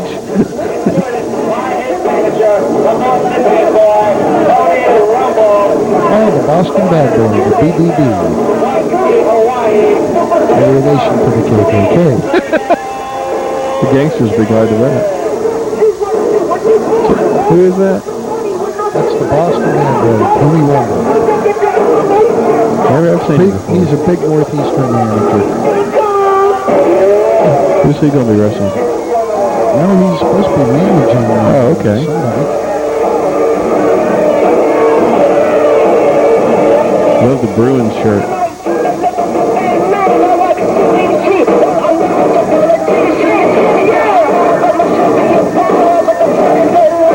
The entrance music for these matches have been pretty horrible except Smoky Mountain guys. Well, actually, if they would have gotten Eddie Gilbert's correct. Yeah, Ladies and gentlemen, his opponent. He hails from Tampa, Florida, 205 pounds, Mr. Motion! Mr. Motion, 205 pounds. Tommy, I'm bigger than that. And I don't even come close to 205 pounds. Who's he wrestling? I don't know. I guess the Sabu wannabe there.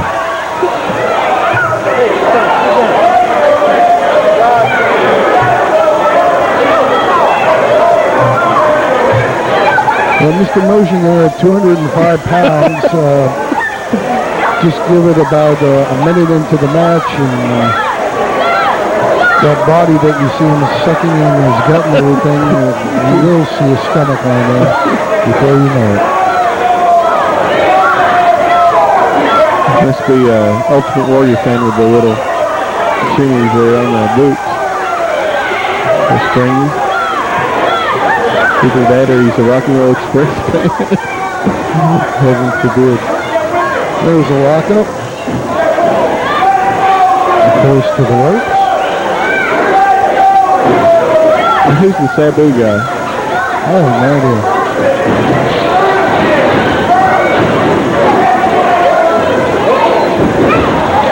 Nice float up and over, and a nice hip toss out of there.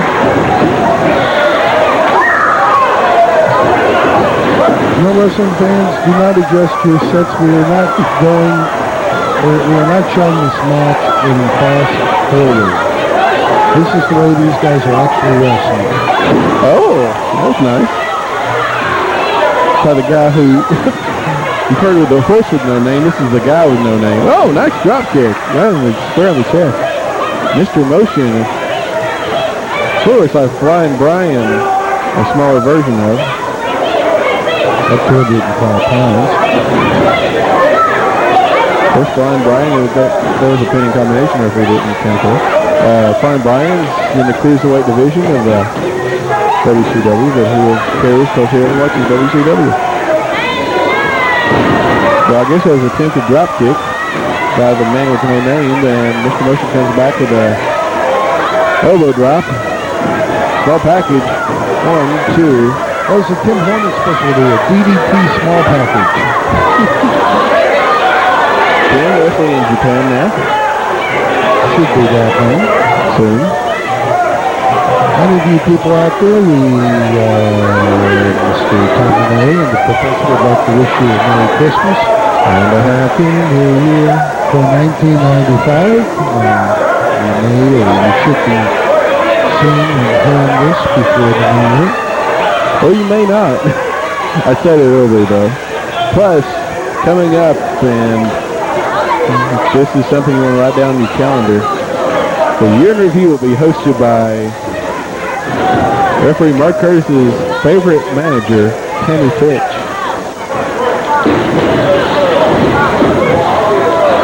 Mark Curtis's favorite manager? Well, it's Tommy Noy's favorite manager.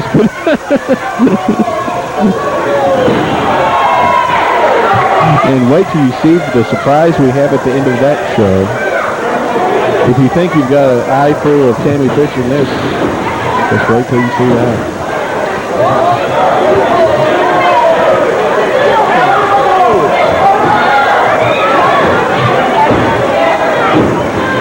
Nice maneuver. 3 count. 3 count. Let's see who this was. That's a modified version.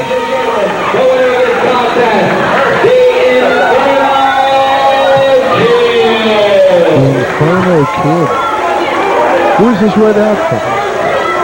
You said the Infirmary Kid or the Inferno? I think they said the Inferno Kid. There's Ricky and Robert. Ricky and Robert are here, are in the house.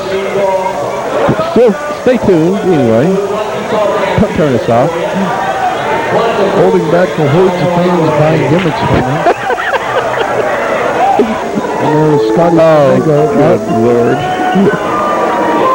And to understand, this is a WWF Challenge match. Oh, gosh. Do we have to show this match? This is Doink Moraldo, huh? Yep. Doink the 18th. Who set the face. Scotty, Johnny Polo, Flamingo. Body, hot body. Levy body.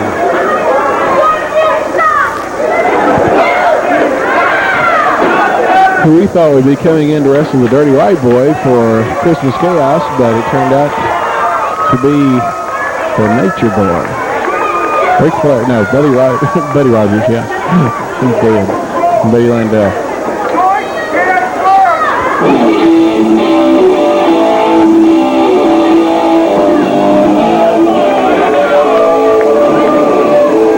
Hey, hi, Reach.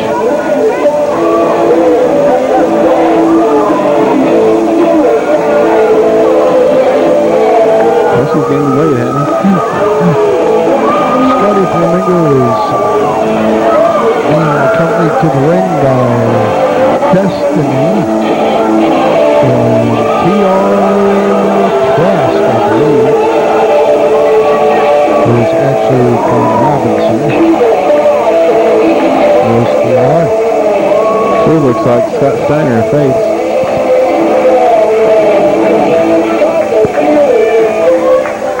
What's her name again? This is a special WWF Challenge match.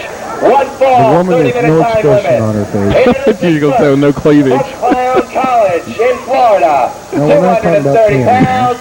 Here's Doink, the Clown. And his opponent.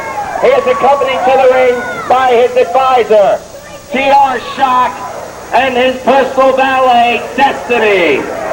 He hails Pull his sleeve. No. from Palm Beach, Florida, weighing 245 pounds, formerly known as Johnny Polo. Here is the Palm Beach heartthrob, Scotty Flamingo. One fall, 30-minute match. Johnny Polo, Scotty Flamingo, Scotty Hot Body, Scott Levy, whatever you want to call him. Wrestling Doink the Clown. Tommy White taking a couple sips. I'm going to let you handle the commentary on this for a little bit. Do you think? Have fun. Oh, we got Scotty Flamingo. It looks like he's gained a few pounds. Against Doink the Clown, who looks like he's lost a few pounds. I wonder if there's any correlation in that. As the bell rings, and cannot believe I'm calling this match. Doink the Clown versus Scotty Flamingo. A special WWF challenge match. Only on outside interference do you see this. Flamingo tossing down Doink. Doink claiming a hair pull. I didn't see that.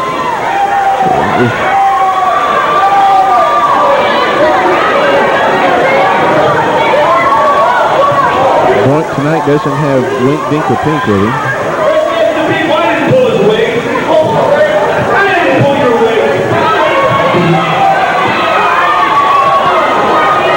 Well, Johnny's really clever on the microphone, isn't he, Professor? Yes, the night of the microphone. Like I said, this is night at the Improv. Oh, Lord. Somebody pin somebody, and let's get this thing over with. What do you say?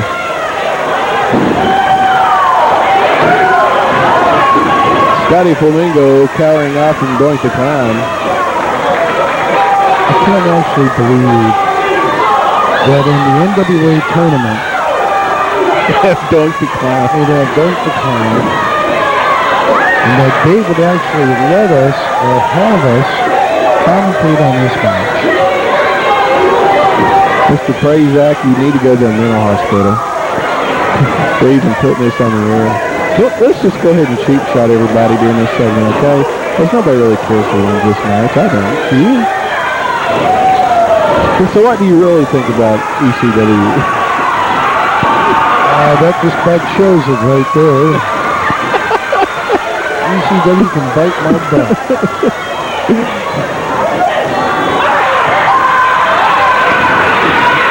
The Kishier. Heineken. That looked like he's going after Destiny. I guess it wasn't his destiny to catch you.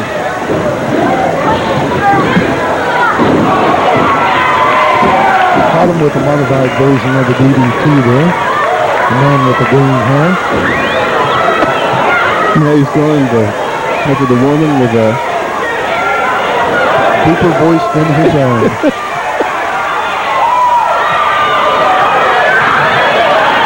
Well, for all of you sadomasochists out there, this match is for you tonight. Just going for Jim Cornette.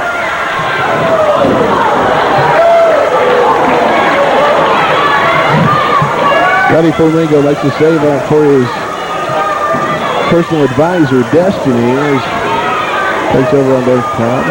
Yes, ladies and gentlemen, this is Wholesome Family Entertainment. WWF style. So we even took the risk of people turning us off during this match. Yeah. Nice move by Scotty Hotbody, Flamingo, Johnny Polo, Wilby. The only man who's had more names would be what? Oz, Blade, Diesel, Benny Vegas, Kevin Nash. And of course, the old grand favorite, Jack Buckley. Yeah. Kids really getting into this match, like somebody is. Elbow by Doink and down goes Scotty.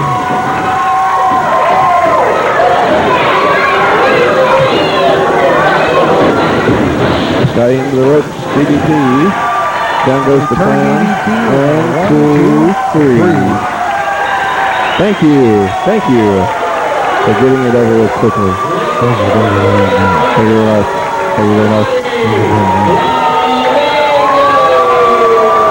Raise your hands and get the heck out of this place.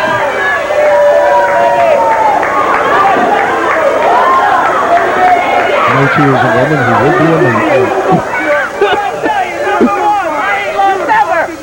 I never lose. I don't lose, brother.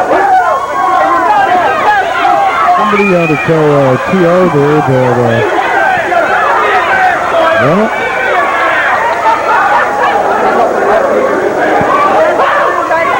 Please. Ladies and gentlemen, it is now time for the semifinals in the NWA tournament. This match is set for one fall, 30-minute time limit. I've heard this music somewhere before. A good close-up shot, referee Mark Curtis, and now we're on a drug trip. There's Reed still up there manning the cameras. That's Regis E. Hildebrand. And that's his camera shot. And referee Mark Curtis is singing. Can you imitate Mark Curtis singing, Professor? No, that's... Jacksonville. I've got a... The professor has a better voice than Mark Curtis.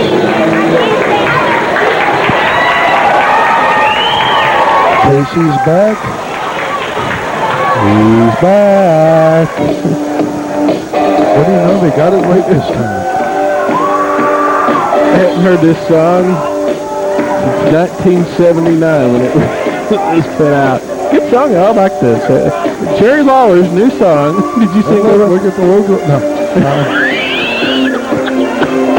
And here comes Jerry Lawler. No, that's Eddie Gilbert. Eddie, I want to be Jerry Lawler, Gilbert. Eddie, I've hit Jerry Lawler 5 times, Gilbert. Through the ring, and we're going off at it. And running. We're hitting. Ladies and gentlemen, this match is between the wild-eyed Southern boy, Tracy Smothers, and hot stuff, Eddie Gilbert. I think he's got some sort of international object. Since this is an NWA tournament, it cannot be a foreign object, so it's an international object. Oh. Actually, we can call it a foreign object. I got permission from Steve Ricard. Okay. Who's the NWA representative. As it looks like they're going out. Races. This is the meet your favorite wrestler up close and personal. Get your picture taken with Tracy Smothers as he smashes right into your chair. And we have Eddie Gilbert getting a chain that holds something up in the arena. I think it's the garage door we saw in the back there a minute ago, Professor. And he's trying to hang Tracy Smothers. And out the door goes Tracy and back in. Yeah, because he had the chain around his neck. Referee Mark Curtis having a hard time getting these wrestlers back in control in the ring. And they're up on... People are... Oh, goodness. They're up on the table, just so we could see them. Oh, and down goes Eddie Gilbert. Stuff. And there goes the table. And there goes Eddie Gilbert into the table. Eddie Gilbert. One brawl, and Tracy Smothers keeping up with him. Let's flip to another camera shot here, folks. Can't quite see what's going on here. So, block, and there goes Tracy into the table.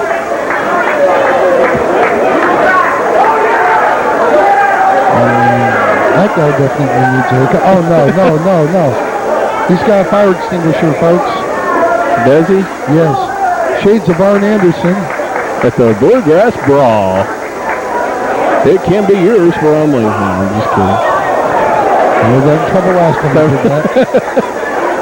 Oh! And that smoke that you see is the fire extinguisher. Now it's not coming from Jerry Lawler's locker room as previously thought.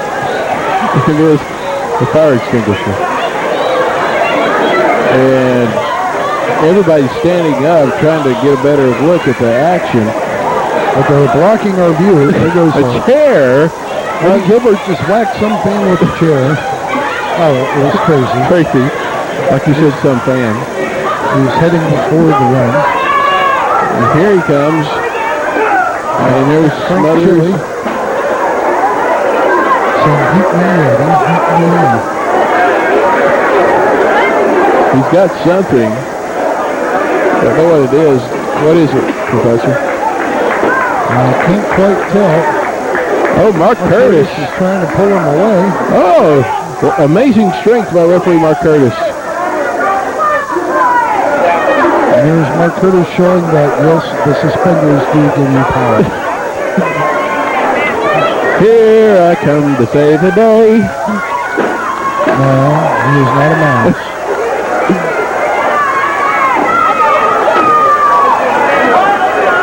He's got the ring. He's looking, saying, what are they doing now? Oh!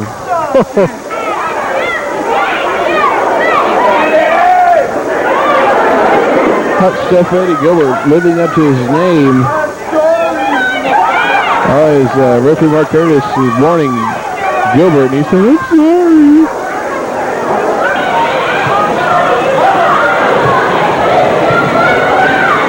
Eddie Gilbert getting into his Terry Funk mood.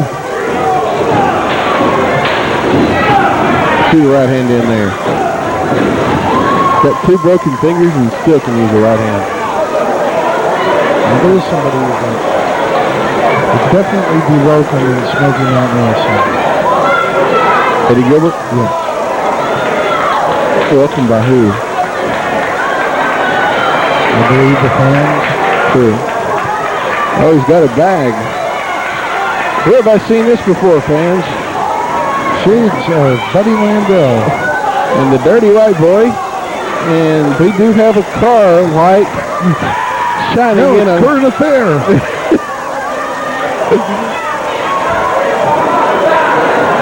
Say about this Missy thing.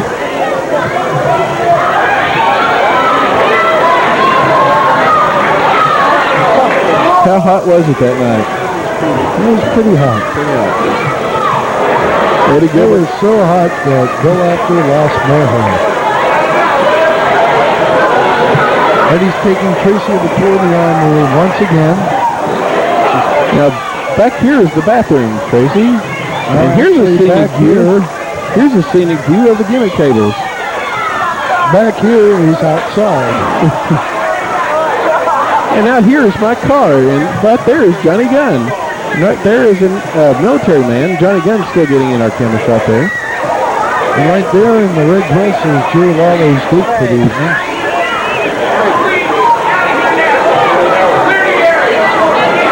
No truth to rumor that her name is Heather. Oh, they're back in, and what's that sign say? Keep off grass. This is exactly what it says. I had heard that Eddie was in drug rehab. A block.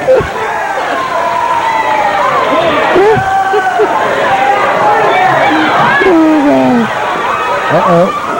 Oh, there's Clearing off another dinner table. Hopefully that was the Rock and Roll Expresses. Did they have a table around the back? I guess they didn't have a prize pack giveaway that night, did they? Referee Mark Curtis. Over $50 worth of prizes available. Yeah. Uh-oh, fans are getting into it now. Tracy taking Eddie where he belongs, back into the ring. Wipe out the cameraman who's standing up on the top rope. Please. Right hand in. Oh, almost out of the ring goes hot stuff Eddie Gilbert. And the kick is good. Okay, she slows. They whip him to the corner. Talon drop. To the corner into Tracy. Into the mark. Whoa, triple knockout.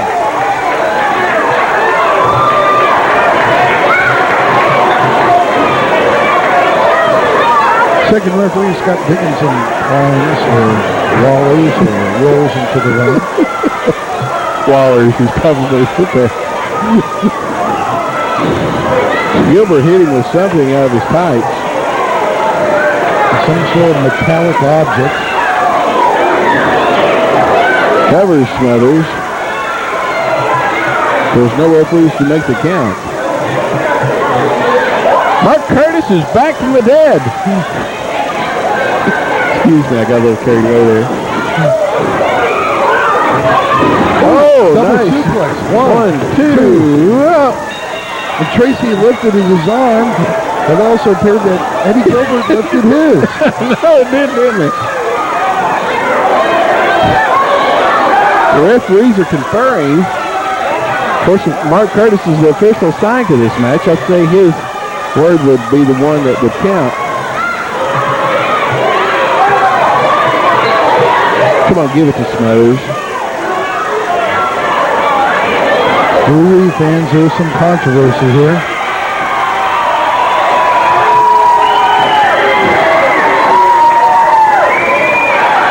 Curtis and Dickinson, did you say? Dickinson, excuse me. They're having a discussion here. Ladies and gentlemen, the contest and advancing to the finals of the tournament, the wild-eyed Salvatore, Tracy Smothers. Smothers declared the winner. Still a little controversy in the ring among the referees. Eddie Gilbert still doesn't know what happened.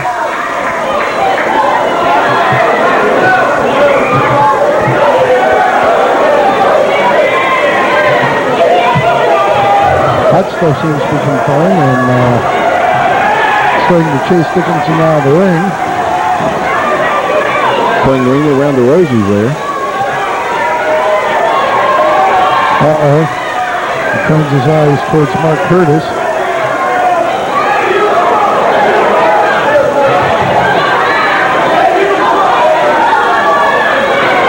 Gilbert still was not sure what happened.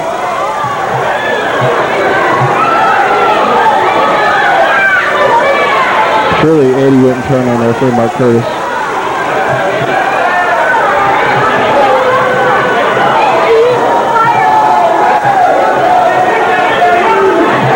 Mark Curtis does his wise thing, gets out of the ring. As we go to our second semifinal match. So we got Tracy Smothers in the final, and the winner of this match, and the dreaded Tammy comes back. Matter of fact, she wore that dress to the TV taping the other night, if I remember. Suicide Boy and Chris Candido to take on the Dirty White Boy in another semifinal. Watching outside the interference, Tommy along with the Professor.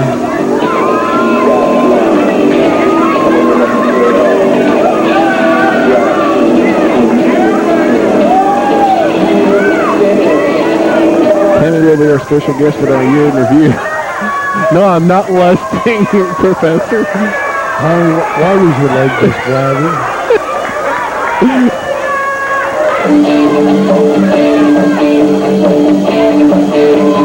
Chris Kerr, referee.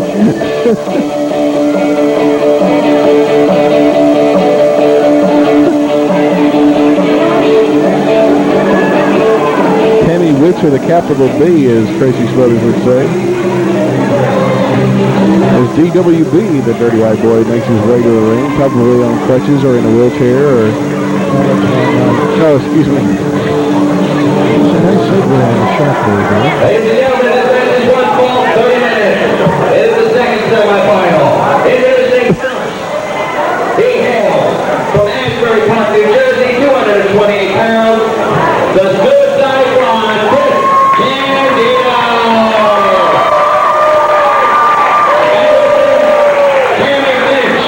Somebody pounded on the ring as long as they pounded on his. Might hurt too. Bucksport, Tennessee, the Dirty White Boy. But this is for the NWA Championship, so when there's a draw, we're going for it all the way. Okay. Referee Mark Curtis needs to check. I think he just checked that knee out to make sure there's no foreign objects in there. As big as that pad is, I think the Dirty White Boy could fit in there.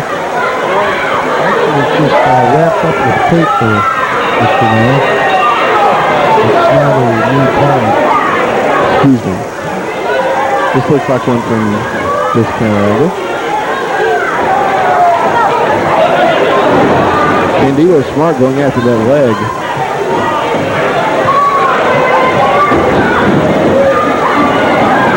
The only reason Chris Candido will be favored in this match is because he is taller than Shawn Michaels. And also because that he is 100, at least somewhat around 100%, where the White Boy is not. Referee Mark Curtis asking White Boy if he wants to continue. Let's go to it, guys. DWB, the Dirty White Boy. Of course, he took that penalty from Cornette and Lawler in the previous match on that leg. Took several racket shots to that knee and got it bandaged up. And Chris Candido smartly is trying to go for that knee, but it cost him as White Boy is looking at the face of the suicide blonde. What it sort of reminds me of is a pesky fly flying around somebody's head, the fly being Chris Candido, and White Boy is the person squatting on it. Okay. So what's Tammy on the outside? No Tammy. But Candido finally did get a shot in on the leg. Working on the leg is a suicide blonde, and I think referee Mark Curtis should think about stopping this match because this could end the career of the Dirty White Boy. How can he continue to defend the Smoky Mountain Heavyweight Championship? This isn't for the Smoky Mountain Heavyweight Championship. Yeah, but he has to think of his career. My goodness. If he had a choice between holding the NWA belt or the Smoky Mountain belt, which would you? I'd go with the one that paid me the most. I guess I go with the NWA belt if that's the case. Well, my big paycheck is from Smoky Mountain Wrestling every week. Probably go with the NWA. But Smoky Mountain Wrestling is professional wrestling the way it used to be and the way you like it. Count two by referee Mark Curtis. Candido still working on that leg. Got a grapevine. White Boy trying to Charlie horse the leg of Chris Candido. Candido goes out of the ring. Back in. Oh, he clips it from behind. That should be it. And just the expression of pain on the White Boy's face. It shows you how painful that knee is. I think Tammy called somebody at ringside a fat cow. I don't think she was calling the Dirty White Boy a fat cow. Ooh, hook to the eyes. It's always an effective maneuver. Breaks a hold.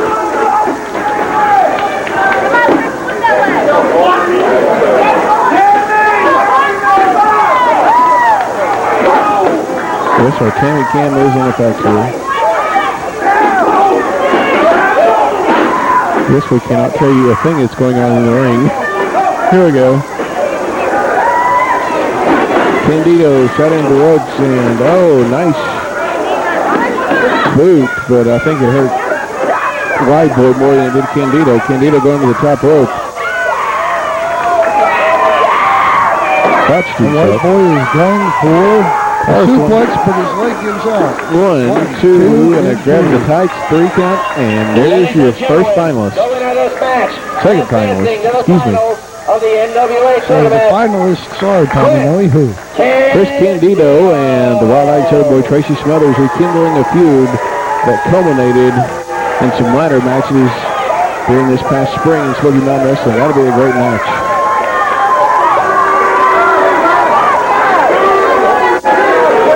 Well, no, Tammy Sytch didn't win that match. It was Chris Candido. Couldn't know by this cameraman. Oh, there's a good close-up shot of referee Mark Curtis looking at the White Boy's knee. Yes.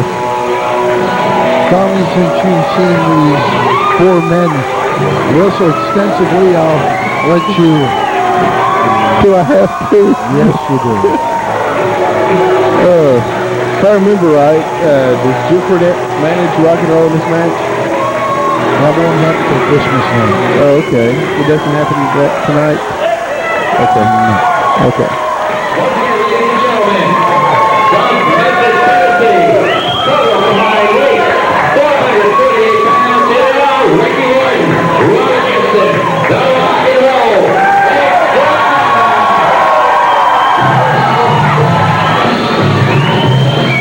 I wish we could play the very first of this song. Classic lines.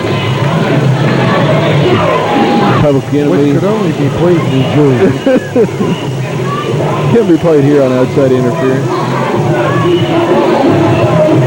The television show, The Way of Life. We're listening to the commentary of Tommy Noy along with the professor.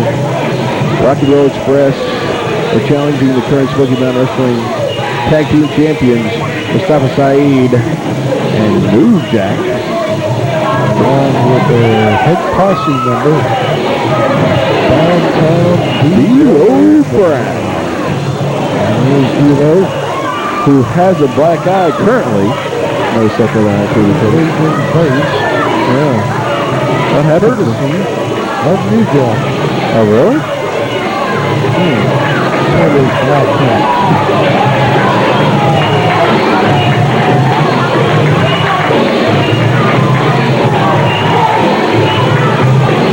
They got into an argument on who's the greater black man, Martin Luther King or is it Malcolm? I take it D-Lo thought it was Martin Luther King. And lost. Ladies and gentlemen, their opponents are the current Smoky Mountain Tag Team Champion from San Francisco, California. Total combined weight, 400 and... Do I look like I'm from San Francisco? It's only I've been doing it. Do I look like I'm from San Francisco? Hit him! Kill him, New Jack. Kill him. Ladies and gentlemen, their opponents are from Central LA. Total combined weight, 495 pounds. Here is New Jack of Osamu.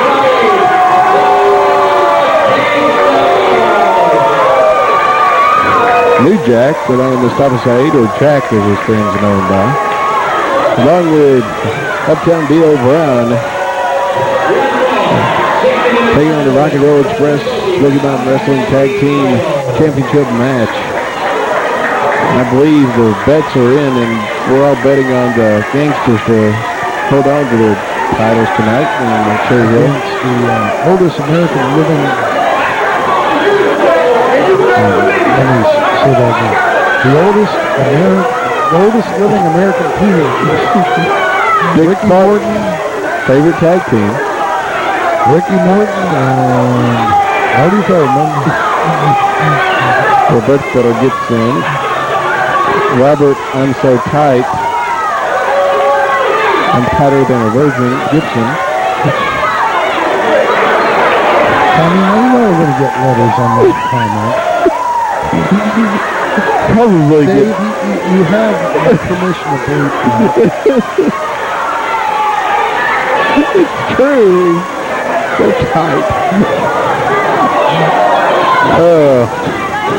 Christmas Chaos coming up, though. Jim Cornette will show them the light as he'll be managing them against the Gangsters, their last chance. First like an tag team titles. Interesting. Has Jim Cornette ever seen the light, though? I heard he's a vampire. With those yellow suits he wears, he has to see some light. His banana outfit. The bell rings and we're underway here in Cherry Hill. R&R versus the Gangsters. Of course, the Gangsters won the titles in controversial fashion in court as they disputed a match, ending of a match at the Tennessee Valley Fair back in October. And rather than the face of lawsuit, Smoky Mountain Wrestling went ahead and gave them the titles. Robert Gibson with a punch to the head of New Jack. Back in the corner, the Rock and Roll will double team you if they can. They're good cheaters. There's a bulldog maneuver by Ricky Morton and a punch to the side of the face of Mustafa. Nice double team by the R&R. You can jump in anytime you want to, Professor. When you see something that inspires you, of course, we probably won't hear from you, Professor, until the finals. In that case. No, wait a minute. This isn't a WWF or WCW pay-per-view. That's the only one you fall asleep at whenever you're over at my house. He flies all the way from Pittsburgh just to watch pay-per-views in my house. Special time just to sleep. I got a good couch to sleep on. New Jack was proud of himself for knocking little Pittsburgh Ricky Morton down. And he has no iron in his butt. check. We're going to try it again. And down goes Ricky Morton again. New Jack strutting. And the way his head looks, he's been cutting some hair too.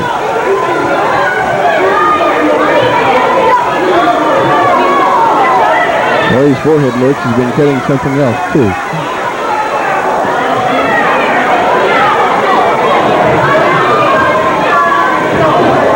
Ricky Morton comes back. Probably gives some next attack.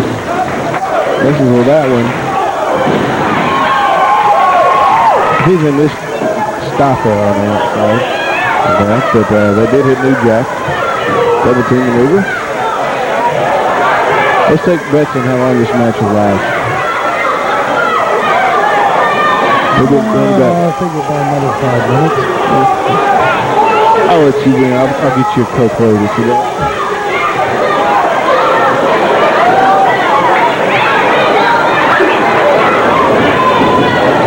This makes me yearn for the days of Boogie Woogie Dance Hall.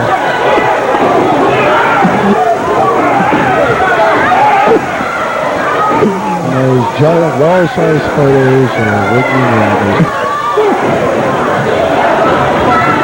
They've been tagging together for at least the last 40 years. 40 years? I think. They put them back in the 1950s, wasn't it?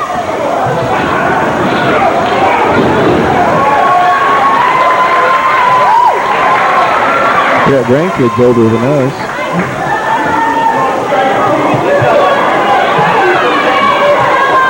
You know what I really wish would happen to rock and roll? We're just going to be blunt about it because we've seen these wrestle. I know some of you might be tuning for the first time and say, gosh, the Rock and Roll Express, I haven't seen them in about 5 years. Evidently, you don't watch Outside Interference every week. You're uninformed and you need to tune in every week. But we've seen these four men go at it for the last 4 months. And there's the big move. Mustafa. Master of the head jerk. Well, according to Dave Meltzer, not even ready to wrestle on an opening night. New Jack in, coming on ahead of Ricky Morton. It's great everything. Pretty much so. Ooh, oh, nice slingshot by hot shot type, stun gun type maneuver. New Jack. When I say hot shot, that's hot stuff. That's finishing maneuver. And a chokehold by New Jack of the Gangsters. And there's this blonde down here in the front row. Looks like she's trying to get a date with downtown D-Lo now.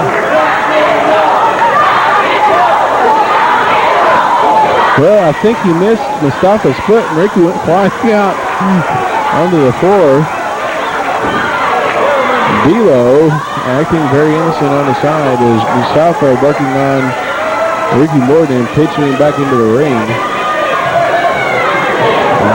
What's happened to our floor camera?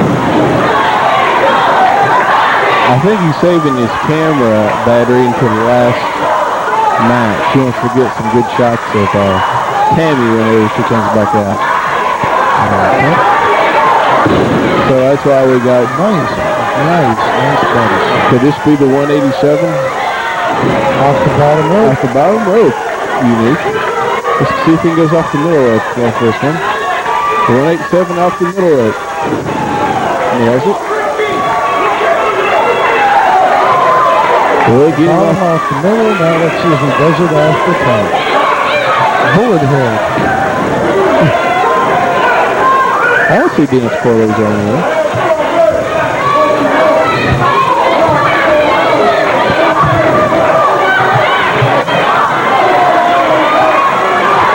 New Jack still working on Ricky Morton.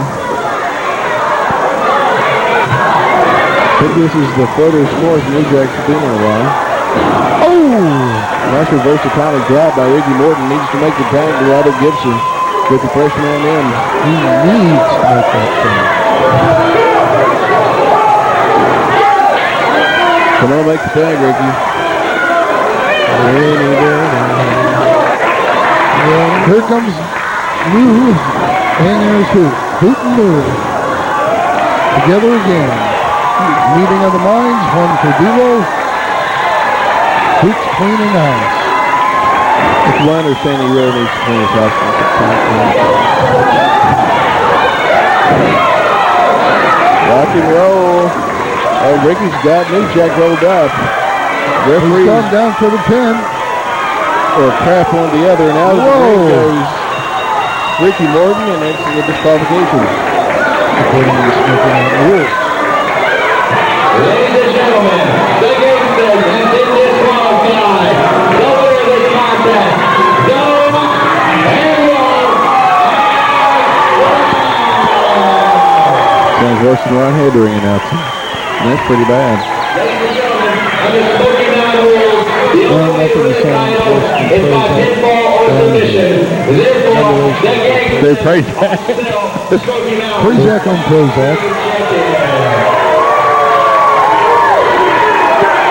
Can you believe he actually accused me of not being up for this? Yeah, because he told me to whip you into shape. Time limit. It is for the NWA World Heavyweight title.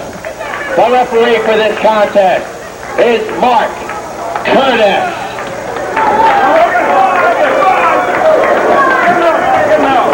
Evidently, Mark Curtis's family is there. All three of them did clap for him. As we're to the finals of the NWA Heavyweight Tournament. The third time Looks like a lot of people in the off. Gilbert. Tracy Smothers. Of course, it's past 11 o'clock at night, too. That might have something to do with it. As the Wild Ice Other Boy, Tracy Smothers, coming up to the ring saying, I'm too old for this. and I'm too fat, period. Jacksonville. Beat the down, George, coming here. The thing about Tracy is you got to give him a lot of credit. He's made it this far into the tournament. Say hi, Reach. We can see you. Wave at us. And down to the left of Reach was Ron Scorer, but I don't see him anymore. Triple A type of guy, IWC. Smaller than most of the guys you've ever seen. Scotty. And here comes our Tammy Cam back into the fray. Let's just hold it for a second. I can hear some fans taunting. Well, is it Tammy Fitch versus Tracy Smothers, or is it Chris Candido? The way it looks, it's Stanley Fitch versus Tracy Smothers. Let's pause for the ring introductions.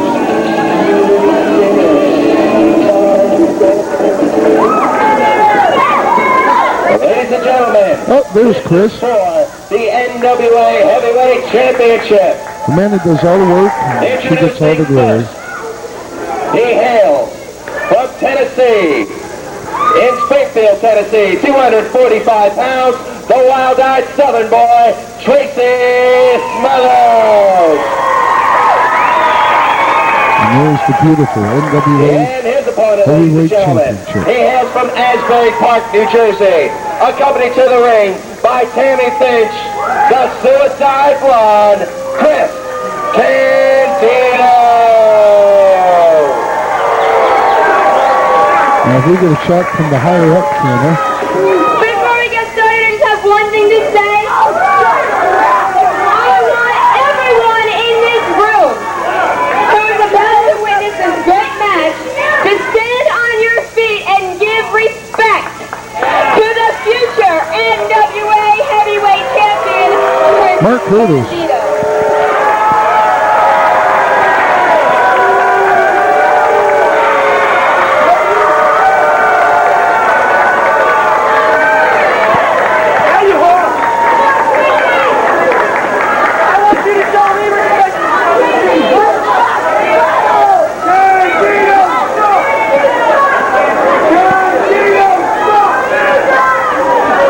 Some education there for my fans. Well, a nice little picture there. Or a big picture.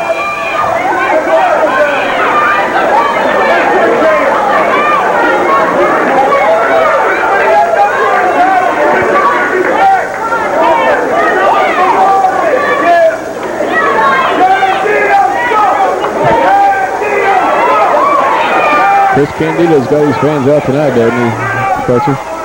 Yep, and Tracy Smothers swimming around there.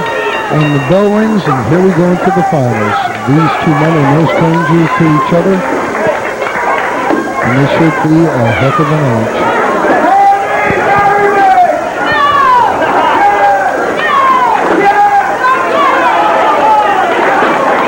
A fan just asked to marry Tammy Sytch, and she turned him down quiet. These two men had a classic match on Sunday Bloody Sunday back February 13th, 1994 at the Dr. Silva Coliseum. Candido had a classic match at the Bluegrass Brawl, but that was under a lot of match rules. Also, the match they had in Johnson City, Tennessee, excellent match, the ladder match, and we'll be seeing that next week as we have our year in review show. Tammy Sytch, the young lady you see right there, will be hosting it along with Chris Candido. It's the Wild Eyed Southern Boy Tracy Smothers in the finals against Chris Candido for the NWA Heavyweight Championship. And it appears that Tracy's been brushing up on his amateur wrestling, courtesy of Brian Anderson. So maybe he's learned a few things along the roads, and hoping to put it to use against young Candido tonight. Both are cautious, the stakes are high for the NWA Heavyweight Championship. To the ropes goes the suicide blind Chris Candido. Chris Candido is a WWA Heavyweight Champion of the world, is that not correct? Yes, and he's former U.S. Junior Heavyweight Champion. Former Smoky Bound Wrestling Tag Team Champion. And beat the Champ TV Champion. And I believe that's about all the titles he's held here. Came into Smoky Mountain Wrestling about 2 years ago, ridiculed by fans because they called him a crybaby. Crybaby Chris. Feuded with Tim Horner. Feuded with the Wild Eyed Southern Boy Tracy Smothers. Teamed up with Brian Lee to win the tag titles. Now broke up from Brian Lee and is tagging with Boo Bradley against Cactus Jack and Hometown Brian Lee. Nice hook fly like chops by Tracy Smothers. A nice shot. And that's a nice Ronnie Golden type shot. Candido reverses. And out the ring goes Smothers. Smothers, nice drop kick with that 1 foot.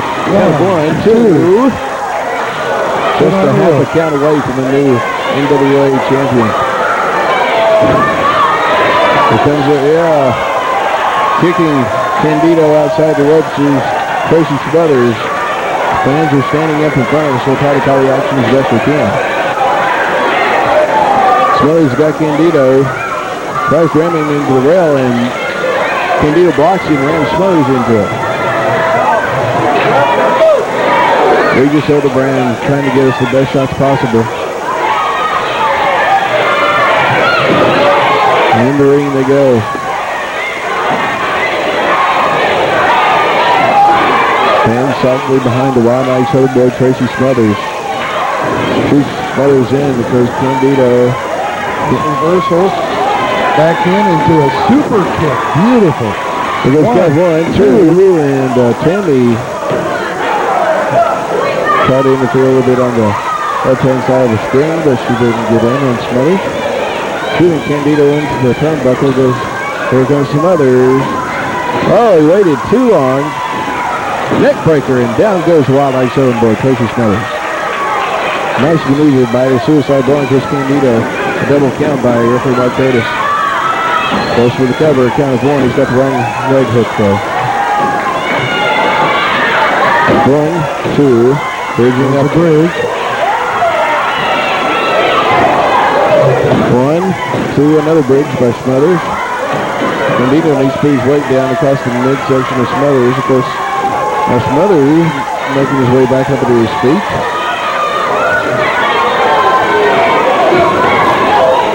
Oh, that's a nice super kick by Smothers. 1, 2. Forearm by Suicide Blind Chris Candido going for a suplex. Nice snap suplex over and onto the neck. Tracy Smothers cover. 1, 2. It really wasn't a suplex. It was more like a long belt type suplex. snap suplexes more like the ones that the British Bulldog used to do, right into a belly-to-belly suplex. So we call that the Velcro suplex. Okay. He's signaling for either the... I guess he was signaling for the... Getting the splasher right into the knees of the suicide blind Chris Candido. Candido. This is my credo. Excuse me. That's in my Cactus Jack mode now for a second.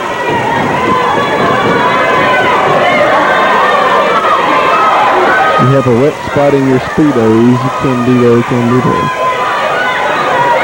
Is a wet spot a brown spot? I don't know, Ray. Launch over the top. And down goes both Suicide Blonde and Wild Eyed Southern Boy. Referee Mark Curtis putting the double count. What would happen if they were both counted out of the ring?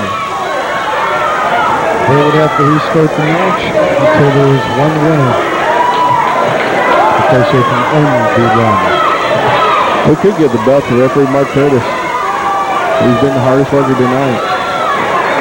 He'd be a worthy champion. Uh-oh. Could it be? Yes, it could. Oh! Tracy. He took a trip and didn't even leave the farm. Smothers. It's time for Tracy to slide into home. He is safe. And scores a run. This is wrestling. Gotta go for the 3 count. A whip into the guardrail, a la New Japan or All Japan. Or New All Japan. Smothers throws Candido back into the ring. Comes in himself. Who's the man, he says. I say Vader's the man. Right now it appears that he is being covered. Who knows? Oh, that was so close. But yet so far. Smothers needs to go for a jaw jacker so he can put Candido right. Candido likes the eyes of Smothers. Choking is Candido on the Wild-Eyed Southern Boy. Referee Mark Curtis asking for the break. Nice European forearm. Another one. In Japan, Chris Candido is known as the pretty girl. Very funny, you can tell. Whoa. Up and over goes Smothers. Looking in the midsection, Candido shoots Smothers into the ropes. Nice shoulder block, and down goes Candido. Candido back up, leapfrog over and into the ropes, and Smothers frog, and Candido caught him, slammed him down. Needs to go up covering. That appeared to be the same. No. That appeared to be the same type of move that Al Snow used on Chris Candido earlier in the evening. So it shows that Candido is a thinking man's wrestler and is willing to learn from past mistakes. True. Candido is backed up on his feet, breaking the count of referee Mark Curtis. Elbow to the back of Smothers. Candido taking over this match. Nice snapmare takeover. Took right into the back of Smothers by Chris Candido. Candido with a shot to the face to Smothers, and it goes for the cover. Count of 1, 2. A kick out by the Wild-Eyed Southern Boy. Going to the side, chin lock. It's a good time for Candido to take a little rest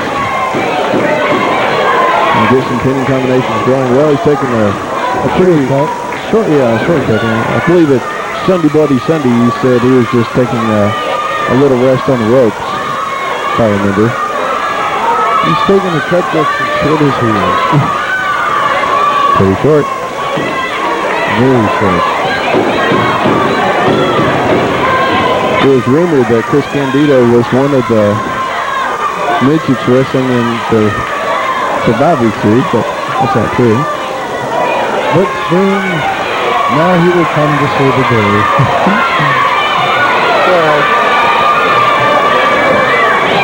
Candido with the ropes again, referee Mark Curtis catches him, makes him break the hold. Oh, and Candido hits the referee. The referee hits back.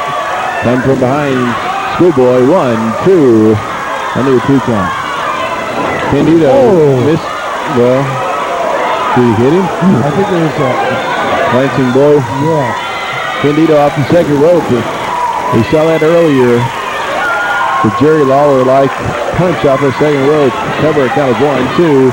Smothers reverses. He's got a scissor lock on the head of Candido. These men are fighting tooth and nail wrestling guys, trying to become the new NWA champion. Candido shoots Smothers into the ropes. Looking for the clothesline. Smothers didn't miss with that one though, and down goes the suicide bomb Chris Candido. That's a clothesline that would have made Stan Hansen proud. And you can tell Tracy's really wild by the way he picked that bottom rope. Tracy looks like he's going to go for the jaw jacker, and Candido meets him on the top. We have seen that move so many times tonight. Many try to jump off the top.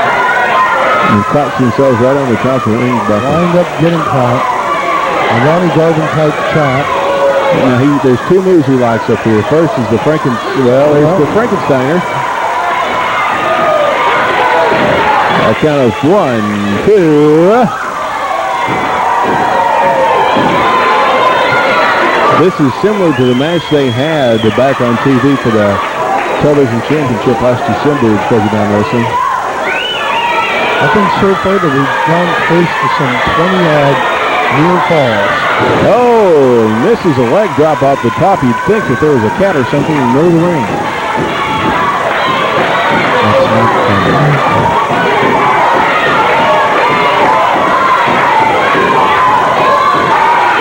Tammy on the outside. Oh, another connected on that one. Clothesline, and down goes Candido, back up to his feet. Candido shot into the ropes. Oh, a nice Buddy Rose type leaping elbow.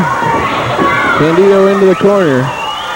Smothers on the middle turnbuckle. Here comes the Tracy. The Fist City. 1, 2, 3, 4, 5, 6, 7. They can't count the 10 in New Jersey. Here comes the back heel kick. Up there. Jawjacker time. This could be it for Tracy Smothers. He could win the championship on this maneuver right here. Up he goes. Down he goes. Perfect fit. And where's the referee? The referee's over with Tammy Sytch. Is he? You can't tell. I just assumed he was, and Candido's got a chain. Chris Candido's got a chain, and Smothers, nice backdrop, and down goes Candido. I believe the referee was with, Tammy's got some hairspray. Tracy throws it back to the crowd. Tracy's got him up, and Candido nails him with a chain. He covers him. I count of 1, 2, 3.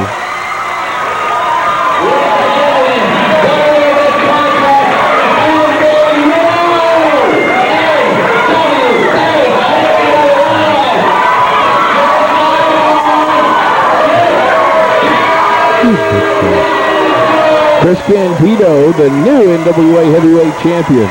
This is Tommy Noy along with the Professor. I can't believe so far in the tournament most of the matches were clean, but it ends with a chain. Unbelievable. We'll see you next time on Outside Interference. We have a new NWA heavyweight champion, and his name is the Suicide Blonde, Chris Candido.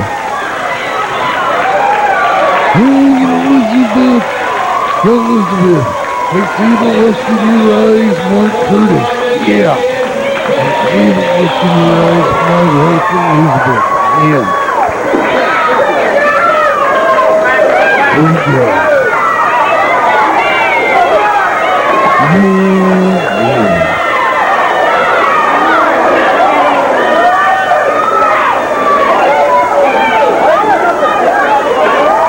Ladies and gentlemen, we thank you all for coming out to this evening's card.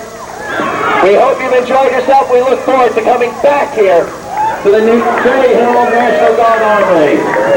Please have a good night and drive home safely. Good night.